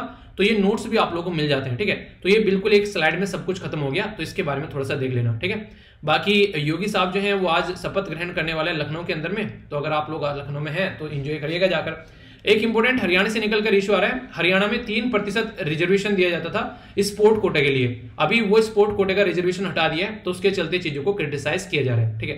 तो एक ये न्यूज है। बाकी नेपाल के प्राइम मिनिस्टर साहब जो हैं वो हमारी कंट्री की विजिट पर आने वाले हैं, कई सारे इशू डिस्कस किए जाएंगे। काला पानी भी यहाँ पर एक इशू है, तो जब ये आएंगे अगले महीने तो तब बहुत सारी चीजें डिस्कस की जाएंगी, तो तभी बहुत सारे पॉइंट करेंगे। अभी बस आप लोग याद रखिएगा कि आ रहे हैं, इससे फालतू ज्यादा टेंशन लेने की जरूरत नहीं है, क्योंकि कई सारे आर्टिकल उस टाइम पर आएंगे। एफसीआरए क्या है यहाँ पर, इसके बारे में जाकर पढ़िएगा, सर्च करिएगा एफसीआरए बाय वीर, पूरा एक आर्टिकल बना रखा है। तो एनजीओ जो होती है और एफसीआरए के बारे में अभी न्यूज में था, तो ये एक छोटा सा एक वीडियो दे रखा है मैंने ऑलरेडी, तो उसको आप लोग जाकर एक बार देख लेना, क्योंकि अगर इसको डिस्कस करूंगा तो काफी लंबा ये डिस्कशन हो जाएगा। तो आप लोगों के लिए अलग से वीडियो है यहाँ पर, इसको एक बार जाकर आप लोग देख लेना। टारगेट है टीबी फ्री करना 2025 तक का, तो मनसुख मांडविया साहब जो है ये बोल रहे हैं, हमारे दिन कंट्री के हेल्थ मिनिस्टर हैं, तो देखते हैं हम लोग इसको कंप्लीट कर पाते हैं नहीं। टीबी कैसी बीमारी है, ये वायरल बीमारी है, बैक्टीरिया बीमारी है, कोई और तरीके की, ये आप लोग को बताना है, ठीक है। बाकी यूक्रेन को सपोर्ट प्रोवाइड कराने की बात की जा रही है वेस्ट के द्वारा। जब वेस्ट बोला है तो इसका मतलब यूएसए और यूरोप, यानी कि और पैसा वैसा देंगे, यानी कि यूक्रेन को कह रहे हैं तुम लड़ते रहो, ठीक है, हम तुम्हारे साथ हैं। मतलब बदतमीजी काट रखी है, तो है नहीं कि सुलह करवा दी जाए इनमें, वो नहीं दिख रहा है, ठीक है। बाकी जो फॉरेन मिनिस्टर यहाँ पर चाइना के पहले यहाँ पर बेसिकली काबुल गए अफगानिस्तान में, अब हमारी विजिट आ रहे हैं, तो देखते हैं क्या कंडीशन यहाँ पर निकल कर आती है। ठीक है, और इसी के साथ में यहाँ पर ये है सोलोमन आइलैंड। आज का मैप बेस्ड क्वेश्चन है आप लोगों को, सोलोमन आइलैंड, इसको जाकर मैप में आप लोग नहीं हारेगा, तो तब देखते हैं। ठीक है, यहाँ पर बात करें तो संजू कुमारी के द्वारा अच्छे आंसर दिए गए। तो नॉन कॉर्पोरेशन मूवमेंट के बारे में यहाँ पर बेसिकली क्वेश्चन था, एक बार मैं आप लोगों को बता भी देता हूँ क्वेश्चन के आंसर। यहाँ पर ये जो क्वेश्चन था ये बेसिकली बात की जा रही है नॉन कॉर्पोरेशन मूवमेंट के बारे में। ठीक है, तो यहाँ पर आप लोग देखते हैं नॉन कॉर्पोरेशन मूवमेंट के टाइम पर चोरा चोरी ये दुर्घटना हुई थी गोरखपुर उत्तर प्रदेश के पास में। ठीक है, तो यहाँ पर ये देखने को मिला था नॉन कॉर्पोरेशन के टाइम पर, तो जो आप लोगों को याद रखना है। ठीक है, तो चोरा चोरी इंसिडेंट के बारे में डिस्कस किया था मैंने पूरा। इसी के साथ में आज का जो क्वेश्चन था उसका आंसर आप लोगों को देखने को मिला बी, यानी कि 42nd कॉन्स्टिट्यूशन अमेंडमेंट के द्वारा स्टेट लिस्ट में से कौन के लिस्ट में सेंड कर दिए गए थे यहाँ पर फॉरेस्ट वगैरह। तो ये याद रखिएगा 7th शेड्यूल में ये चीजें आप लोगों को देखने को मिलती है। तो कोई भी कंफ्यूजन इसको लेकर आप लोगों के माइंड में नहीं होना चाहिए, अगर होगा तो उसको दूर रखिएगा। ठीक है, आज के नए 5 शब्द है जो आप लोग इंग्लिश को इंप्रूव करने का काम करेंगे, ये नई 5 वोकैबुलरी हैं, तो इनको आप लोग देखेगा। क्रिपलिंग का मतलब होता है एक तरीके से यहाँ पर बेसिकली गंभीर। ठीक है, मतलब किसी को एक तरीके से कुछ एक कोचिंग द सीवियर या फिर ऑलमोस्ट, यहाँ पर एक तरीके से इनसेपरेबल प्रॉब्लम, ऐसी कि जिसको आप लोग एक तरीके से अलग ही नहीं कर पा रहे हैं उस प्रॉब्लम को, उसी के साथ में जूझते हुए रह गए हैं। ठीक है, तो ये आप लोग को देखने को मिलेगा। विजिलेंट का मतलब होता है जागरूक रहना, एक तरीके से अवेक रहना, अलर्ट रहना। बोलिस्टा मतलब आधार, बेस, सपोर्ट प्रोवाइड करना। ट्रैफिकिंग तस्करी, खासकर इंसानों की तस्करी, इंसानों को खरीदना और बेचना, उसको ह्यूमन ट्रैफिकिंग का नाम सुना होगा। अबडक्शन क्या रहता है, अपहरण कर लेना किसी का। ठीक है, किसी को एक तरीके से, कई बार एक तरीके से जो यहाँ पर अबडक्ट कर लेना, उसको पकड़ लेना। ये यहाँ पर गलत लगा दिया, the movement of the limb away from the ये इसका जो एक्सप्लेनेशन यहाँ पर गलत हो गया। ठीक है, तो ये इसके बारे में आप लोग याद रखिएगा, थोड़ा सा चेंज कर दूंगा जब आप लोग डाउनलोड करेंगे, बेसिक ये इसके बारे में याद रखिएगा। तो कैसा लगा आज का ये डिस्कशन, काफी शानदार उम्दा तरीके से एक एक पॉइंट जो है मैंने कवर किया। आई होप कि आप लोगों ने एंजॉय किया होगा। पीडीएफ टेलीग्राम से जाकर डाउनलोड करें ना, फ्री ऑफ कॉस्ट मिल जाएगी, सारे नोट्स एक जगह इकट्ठे आप लोगों को मिल जाते हैं। ठीक है, ताकि आप लोग अच्छे से रिवाइज कर सकें। लेक्चर खत्म होने के बाद में एक बार रिकॉल करने की कोशिश जरूर करना क्या क्या हम लोगों ने डिस्कस किया है। तो नेक्स्ट लेक्चर में मिलता हूं, तब तक अपना ध्यान रखिए। बड़ों को नमस्ते, छोटों को प्यार, छोटी सी लाइफ एंजॉय करार। मिलता हूं नेक्स्ट लेक्चर में, तब तक के लिए जय हिंद।